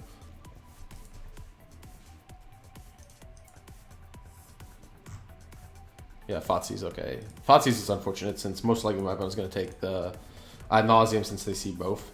We do have Dig, so it's not ultra super bad, but it's not great, of course. So look at my hand, they take the Ad Nause most likely. Then next turn, we're probably going to Sleight of Hand twice. Maybe once. I'll see. It depends what we draw, of course.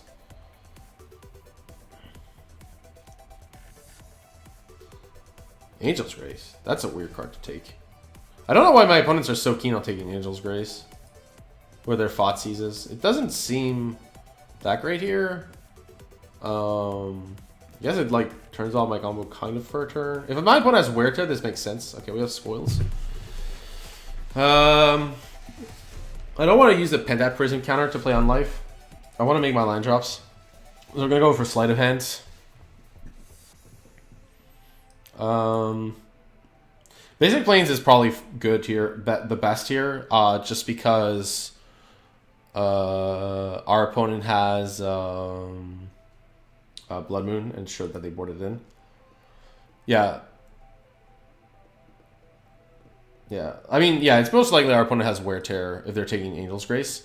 But, like, I'm not the biggest fan of this line then, because, like, this Pentat Prism is just like a ticking time bomb. Like, I don't know. Like, Ad Nauseum is a much rarer source to get there.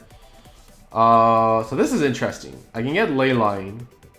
I think at this point, though, Lotus Bloom is probably best. Because, like, our opponent's clock is not that fast. Like, basically, it's either taking the Leyline or the Bloom. I don't think the Leyline's that good here. I mean, it's good, but, like, we can't really... Yeah. I think I'm going to, like, take the Bloom here just to, like, prepare for later.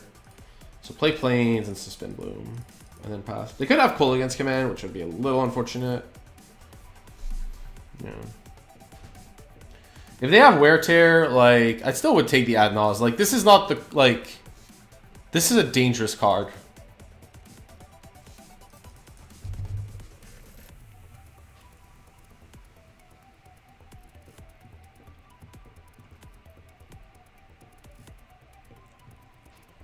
I know it might seem weird to suspend Bloom, but I think the game could last longer because our opponent had Swift Spear.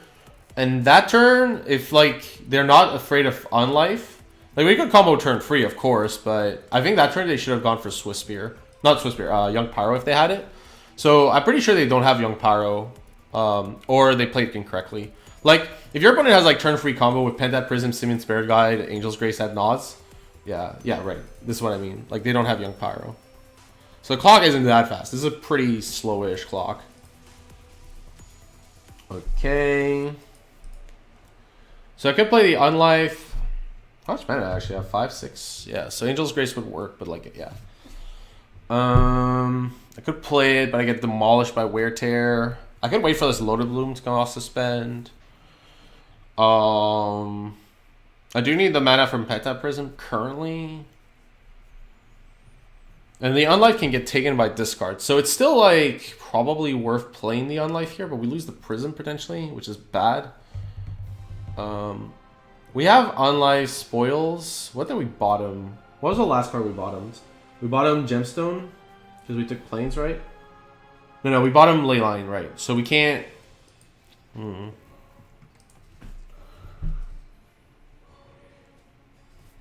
I guess I could play the Unlife here. And my opponent has Wear Tear. It puts less of a clock, though, because then they can't flashback souls. So I might as well cast this here, because it's... Like, sure, they could have Wear Tear, but... this allows us to combo off next turn. No, I don't have a Pact of Negation post-board. It's just, like, they have one Wear Tear, sometimes two. So it doesn't make sense to have Pacts. Like... I could have, like, one, I guess, but, like, yeah. They're gonna, like, stop you from comboing off first. Right, okay, so... Our opponents don't always have it, like... I think based on the Angel's Grace, my opponent has... Right, like, now you Inquisition. Like... I'm not gonna play... I could play the Spoils here, but that just seems super risky. I could play, like, Spoils, but, like what am I getting that's, like, not getting discarded? So there's no point. My opponent's gonna take Spoils here.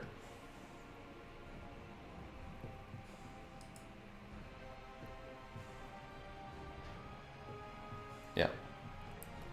If they have Wear Tear, they would probably do it now to, like, get damage in. Yeah, they have the one-off Wear Tear, yeah. We suspected this was the case, though. It's okay. We still have this Bloom, so, like, yeah, our opponent still has to get in there. This is, like, the problem I had with not taking the Ad Nauseum to start, is, like, I can draw with this 4, 7, 8. I can draw Unlife or Angel's Grace now.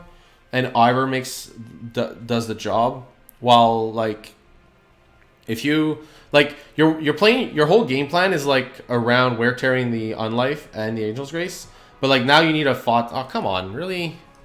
I'm pretty certain my opponent did not have this Fotsies. Fairly certain. This was drawn.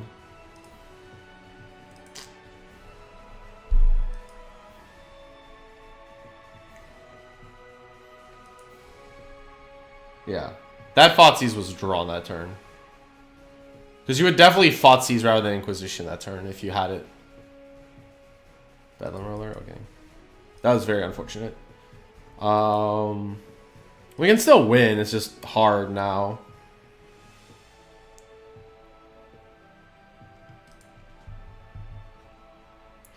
Like, there is a line where, like, I don't cast the Unlife at all. And just wait. But, like, with my opponent's Wear Terror, it can get kind of hairy. And, like, they would have taken the Ad Nauseam anyways. Or the Unlife with the Inquisition. Then we had... So our hand would have been Spoils and... Oh, are we dead? Free 4, 5. We're not dead. So Unlife is still good. Unlife still gives us a turn. Angel's Grace also, but unlike Unlife, Angel's Grace is ad nauseam. Well, that was very awkward. So like we would have had, like, our opponent would have taken the Unlife, so we'd have Spoils at Naus. I can't see really, like, I mean, I guess we would have won with like literal Grace off Spoils.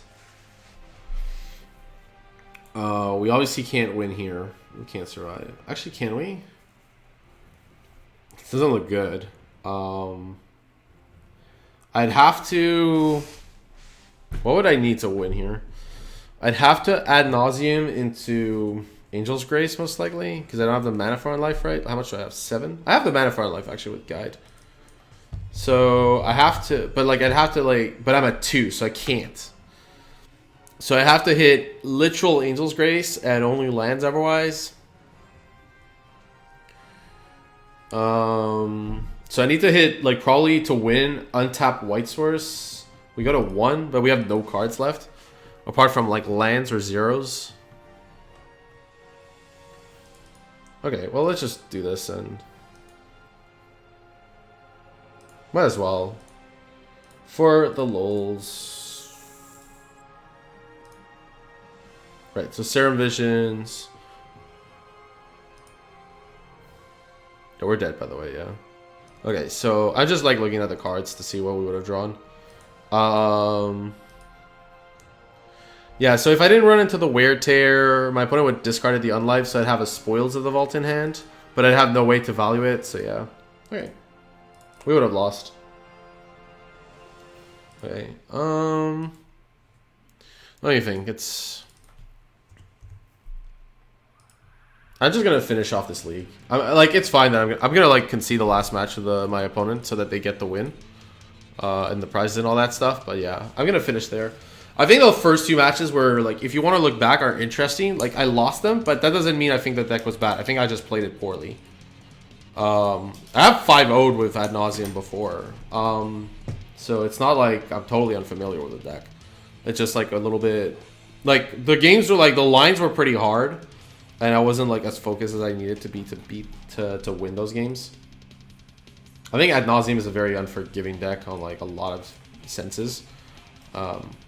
In a lot of ways, yeah. Yeah, and there's a lot of Fotsies decks running around now. Probably because people are fighting big mana decks, so people want to try all these Fotsies decks. Like, Fotsies being the Force of Will of Modern.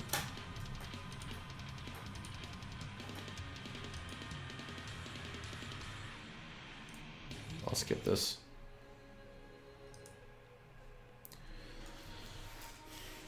Yeah, I'll just play my match and concede to my opponent, so they get the win. But like that, this way you get like an idea of how the deck performs. And Nauseum's clearly going to perform poorly if people like have... Oh, okay.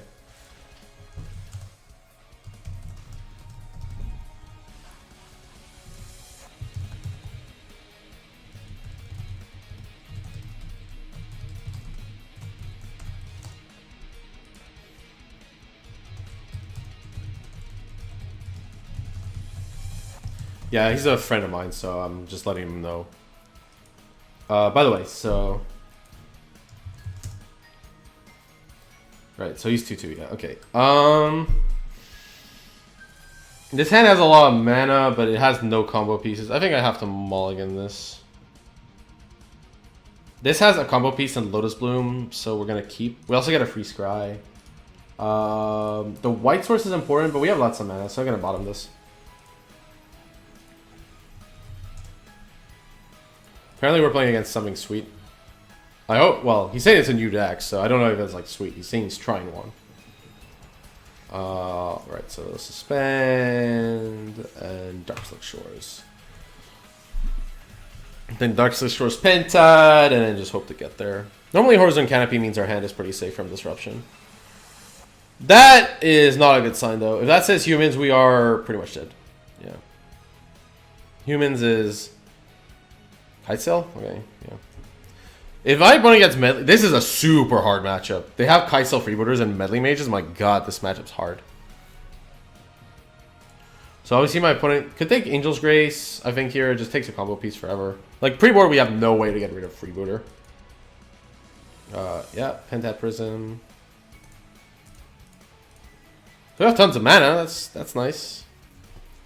By the way, one of the coolest interaction in this matchup is like if your opponent plays Folly, you can Pentat Prism for X equals free. Well, for like free colors because it costs one more. So that's like something super cool. We're pretty much, if my opponent was Meddling Mage on Ad Naus, we have one out to this, by the way. We have two ways to win. There's way A, which is the one we almost do, which is like, yeah. So Ad Nauseum's name. So the way we have to win now is Lab Maniac, Serum Visions, and Spoils, plus an Angel's Grace effect. Well, we're not winning by drawing all these lands, that's for sure. Because we need a lot of cards. What is it? Angel's Grace. We need like a Grace effect. Yeah, Lab Maniac, a Grace effect, and Serum Vision. So we need free cards, of which we have 0.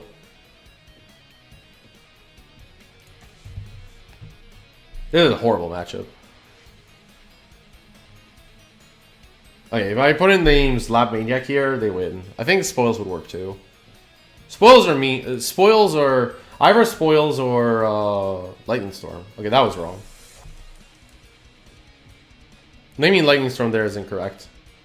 Normally my opponent would win from this spot had they named Spoils. They're pretty much like gonna win anyways. They also could have named Lotus Bloom if they wanted to, but we have a lot of mana, so it makes no sense to name this. Cast, yes. Not looking sharp, not looking great here. But the Simian Spirit Guide does stop the Meddling Mages from attacking, so we're gonna play it. We have like tons of mana. We drew pretty horribly on top of like this horrible matchup, so yeah.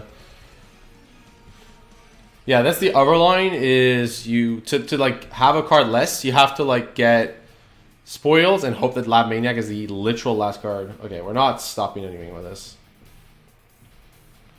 We're not really blocking if we have the option, which we probably won't. Alright, the third Meddling Mage, like the second one should already have killed us. The third one for sure does the job. But the second one was already game. You just name Lab Maniac. Slaughter Pact. Okay, come on, dude. I'll tell him after. We kind of are forced to block this Pilgrim, by the way. Yeah, I mean, yeah.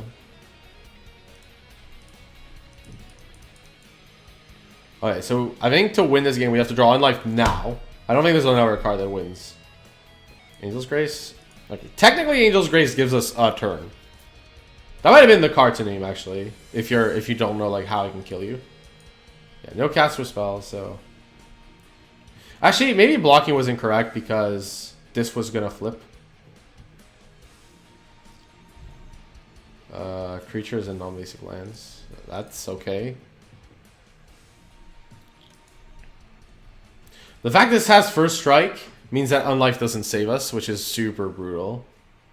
Like, we had to have drawn Unlife that turn, and now we can't because this kills us because it has first strike. This matchup is like one of the most horrific ones I can think of. Clock plus Disruption. Okay, well, we had Lance, so whatever. Our draw was awful, but like, yeah. This matchup's horrific. They have 4 Meddling Mages main deck. My god. Right. Because of how bad this matchup is, Leylines only stop Kite Sails. They might be necessary, though. We're definitely playing Echoing Truth. That returns all the mages. We're playing Failed Pushes. I think we're forced to play Thoughtseizes. I could play like 1 or 2 Leylines against the... Yeah. Packs aren't going to be very necessary. And I want to cut some Blooms because they have Meddling Mage. So we're going to cut the Blooms. This is super awkward, but you can't really play this card against, like, Meddling Mage. They'd only name something else, though, so... Maybe it's okay to keep it 1 or 2 in. I could try, like, a mix of 2 and 2. We want everything else, like... Yeah. 1 Leyline is okay. Like, they have Kite Sail, they don't have anything else, really, so... I'm okay with, like, 1. Yeah.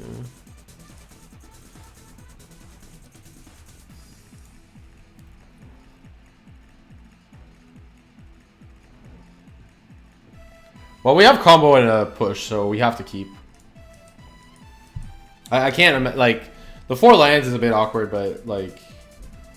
I mean, yeah, for sure we have to keep. There's nothing I'm going to push turn 1, even a Noble. Like, we're very focused on killing Meddling Mages and Kite Sails.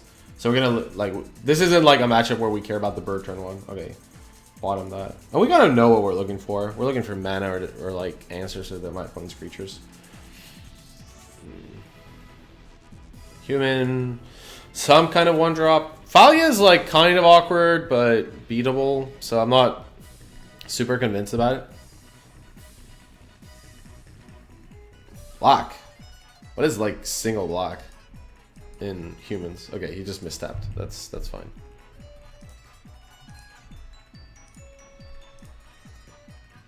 Right. Okay, so we can Serum Visions here, and then probably passive push. Okay, we have Grace. We don't want another on life. There's no point. Obviously, we use the Serum Visions here was not free, because like one of our best ways to win is a Lab Maniac kill. But I'm going to keep this Spoils on top, which gives us that chance to win. Okay, so we're going to play Shores and pass.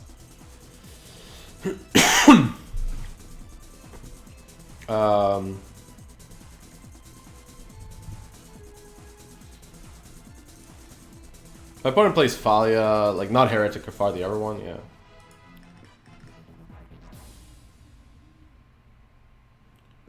Yeah, Guardian of Fraben is awkward here, but okay. We can't push it, but we can unlife like later. Our draw's pretty slow anyways.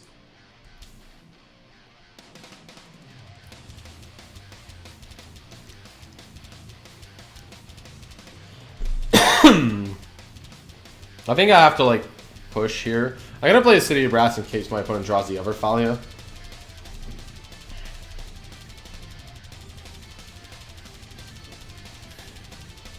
Maybe I was wrong about Bloom. Like, we do have some interaction. I'll definitely need it on the draw. I'll definitely need Lotus Bloom on the draw, because otherwise we're not catching up ever. What is this? Kite Sail? Okay. They have to take our Fatal Push. And they get to see our hand anyways.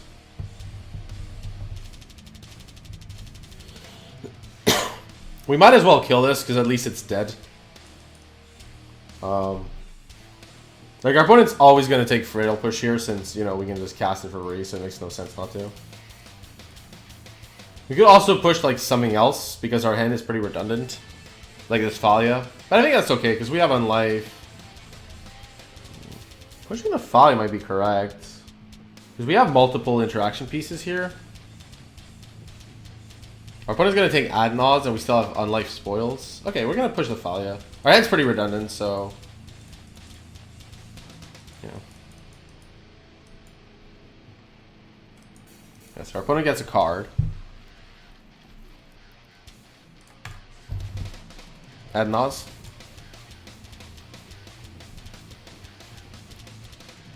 I'm letting this happen because my hand is very redundant.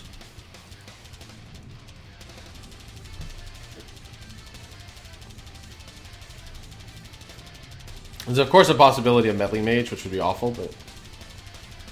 Or putting away with Kitesail first. So it's not like we can wait. As I said, you can win for Ophalia, but it's a bit awkward with, like, our hand. Like, it's gonna be a lot harder. Like, I'd rather, like, get the Unlife into Ad Naus, although, for sure, my opponent's probably gonna take it. It's really awkward if my opponent has a second Ophalia in their hand, too. I just, like, gave them a free card, basically, that way. It's possible they have one.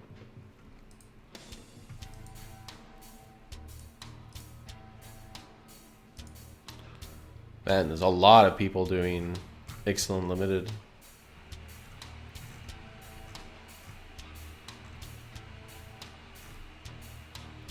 Meddling Mage? Okay, well that's brutal. Yeah, that's the correct sequencing. Freebooter or something and then Ad Nauseum? Okay, so Ad Nauseum's no good. We have Angel's Grace spoils. So, yeah, losing the Serum Visions earlier was a big mistake now, it seems. Might as well play the Gemstone Mine here. It is the card that my opponent doesn't know about. Why rocking Ophalia? Okay. I'm gonna skip this song. It's starting to annoy me. Sorry.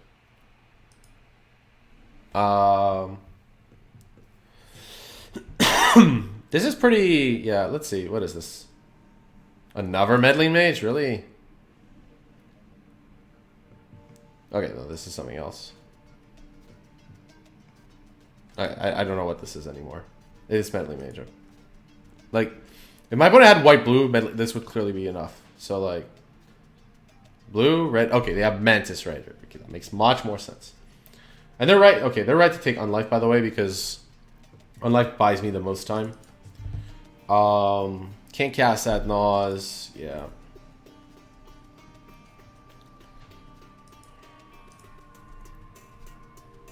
Yeah.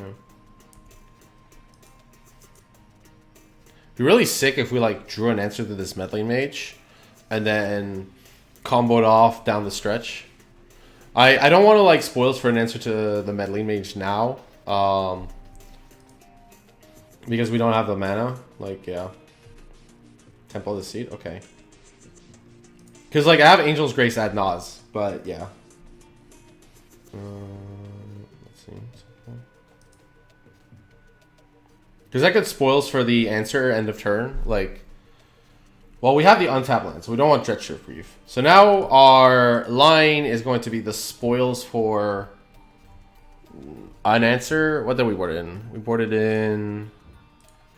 We use a Fatal Push. So we have a Slaughter Pact and a Fatal Push that are just totally random in our deck as one-ofs. That's not a very likely spoils to get there. I could do it now. Let's see.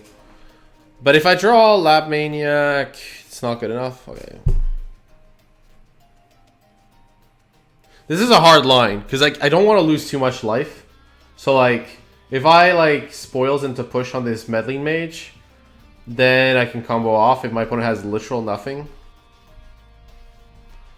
Like what else was I supposed to do? Because we can't win with Lab Maniac because we don't have a way to draw a card. Because like let's say we drew Lab Maniac, then I'd have to spoil. Like the only way we could win with Lab Maniac is if like Lab Maniac was the bottom card, and we know that's not the case because we know it's Stretch Ship Reef. That'd have been sick if we had Scryed Lab Maniac to the bottom. That'd have been nuts. But yeah, okay. So here I think the line is. What is a line? We have one pack. We have one Slaughter Pack, one push. I know I'm Angel's Gracing no matter what, so Slaughter Pact is like it doesn't really matter which one's more efficient. I haven't seen or bottomed any of them. This is a really hard one. Like, basically, how many cards is this? 3, 4, 5 right now. I could look at like up to 7 cards and not die if I do it before, and it would be yeah. I don't think we can win if our opponent has another Freebooter or Meddling Mage, anyways. So let's take that out. Like, let's assume those cards don't exist because I can't beat them. Now the only question remains: Slaughter Pact or push. It doesn't really matter which one I get here because I haven't seen either. Yeah, I haven't seen either. Yeah. I mean, I have to gamble here. I mean, I could wait like a turn. I could wait next turn and like hope to draw Unlife, and then like as a free spoils. That's the other line.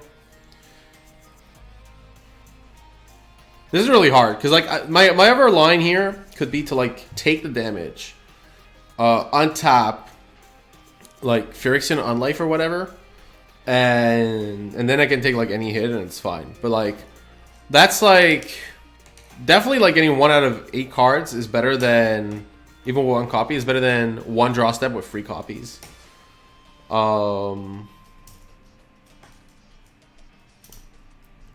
Yeah, I think I have the spoils into push here.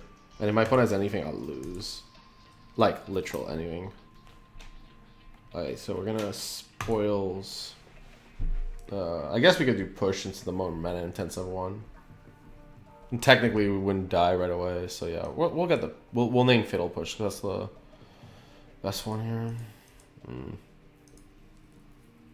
The odds of winning now are super low. Like, I can't even stress how low they are. But I think they're higher than if we just untap. I think this gives us the best chance to win. It's not a high chance, but it's a chance. And we're dead, I suspect. This take minus 22. Dear God. We wouldn't even have the. Yeah, turns out the Slaughter Pact was even deeper. Okay, so what was the top of our deck? Top was Lightning Mage. Oh my God. Oh, that is a dagger. Oh. So to explain like the dagger here, like I'll update the score quickly. I could have like one thing, like one outcome that is extremely unlikely, like incredibly low percentage chance that could also happen. Because like if we draw Lab Maniac, it's not good enough. But if we sleight of hand into it and it doesn't work because we have Simmons Spirit Guide. Okay, it's fine. Like the like tiniest line is like we sleight of hand Lab Maniac and Serum Visions, and we put the Lab Maniac on the bottom. But that's like almost no chance. So yeah, I wasn't like expecting that to happen. Yeah, I think that line that we went for was the highest win percentage line, and we just didn't get there. It's okay. All right, so Ad Nauseum. I think the deck's good. It's probably just bad. Like it's just bad against Fotzi's decks in general with a clock, and like we faced a faster combo deck, a Fotzi's deck that we could have beaten if we played better. Like one actual, like another Fotzi's deck, and like Kite Sail Meddling Mage. Yeah, so like we faced like some horrific matchups. So I don't think that like negates Ad Nauseum's value. I just think we faced like the worst matchups possible. Like, it might be like you should play Ad Nauseum if there's more big mana decks in the format, and it doesn't seem like that's the case. Like it seems the format is shifting. I don't know if it seems the format's shifting. Let me see what's like the format on Goldfish. That might be a useful exercise. It's gonna change with like some of the rivals cards, but yeah. Because like right now, Grixis Shadow is an awful matchup. Jeskai Control is beatable. I think Jeskai Control is an okay to good matchup. It seems weird, but when you think about it, like if you look at Jeskai Control against like something like Adnaz, like this version has free dispels, which is like pretty extreme. But otherwise, like they don't play that many. This version has free dispels 2 clicks, so it's a little more than average. Let's. This is not a good representation of the deck, as in like it's not a very common one. This is a much more common one. Like Spellcrawler can't get Angel's Grace. Like pre-board, like you just can't stop what they're doing. Really, you just don't have that many hard counters. And post-board, like you only have so many cards that can help. Like Disdainful Stroke, Dispel, Negate help, but yeah. And like they board in packs and negation. So I think this matchup is good for Adnaz. Affinity is okay. It depends like who's on the play more than anything. Postboard it can get a bit hard, but you have Hercule's recalls, which help a lot. Burn's really easy. Humans is unreal is hell. Tron is very easy. Eldrazi Tron is really easy too. Mardu Pyromancer is hard. Blue Moon is easy. They only have temporary Karna spells. Storm is pretty easy because Angel's Grace interacts very favorably against what they're trying to do. Blue-White Control is normally good because their plan is like mana denial. But they have a lot of big tap outs. It depends. If they get like Gideon of the Trials and play with 0, like you just like that's it. It's over. So like this matchup can be hard. There's a few key cards, and they have just enough disruption. Like Gideon of the Trials is just nuts. Pre-board. Dredge is pretty easy. Titan Shift is easy. Ponza probably easy because you have Lotus Bloom and Pentad. Postboard might get harder, but it seems fine. Black Green is bad. Company's bad if they come turn free. If they're on the play, Company's super bad. So like Company, they can go faster. So it's like kind of an awkward matchup. If they have Tide Hollows, this matchup's also hell. Abzan's bad. Like, so like let's recap. Awful, good, awful, good, awful, okay, great. Okay, like it depends on like what you draw more than anything else in this match. Good, bad, awkward. So like, yeah, like Grixis Shadow and Human. Like I'd say like the metagame for Ad Nauseum is actually okay. We just face like some of the worst matchups possible. So I think Ad Nauseum is like totally a fine choice. We lost the match for sure because I played wrong. I think the other matches though, like there was not much I could have done. Like I was getting back into the groove and like calculating odds and stuff. So yeah, I'd say like match 2, like game 3 here and match 2 I could have improved a lot. But yeah, still interesting because I think I spotted my mistakes as I looked at the match and the outcomes and everything. So like even though I lost them, they're still really good educational material because like you can see like what I should have done instead and how it would have panned out. So I think that's relevant. So yeah, I'm not gonna run Ad Nauseum for Never League. I think like Rivals of Ixalan has released and like basically Limited is gonna be super popular, and then people are gonna get fed up with Rivals very quickly because it's Ixalan Limited. So people will get back to Modern very fast, so that's fine. For those who did tune in, that was awesome. Thank you so much for being here. Tomorrow we are gonna play Valakut. We're gonna see if Blood Sun like destroys us or not. But yeah, tomorrow the plan is Red Green Valakut. So yeah, hopefully look forward to that. As for Ad Naus, I can still recommend the deck even though we went 1-4. Our matchups were just atrocious. Like all Fotsy's decks with Clock. So don't like let the result I just had dissuade you. I think the deck is still good, even in the current meta. It's just we faced the wrong half, I would say. So yeah, yeah, take care.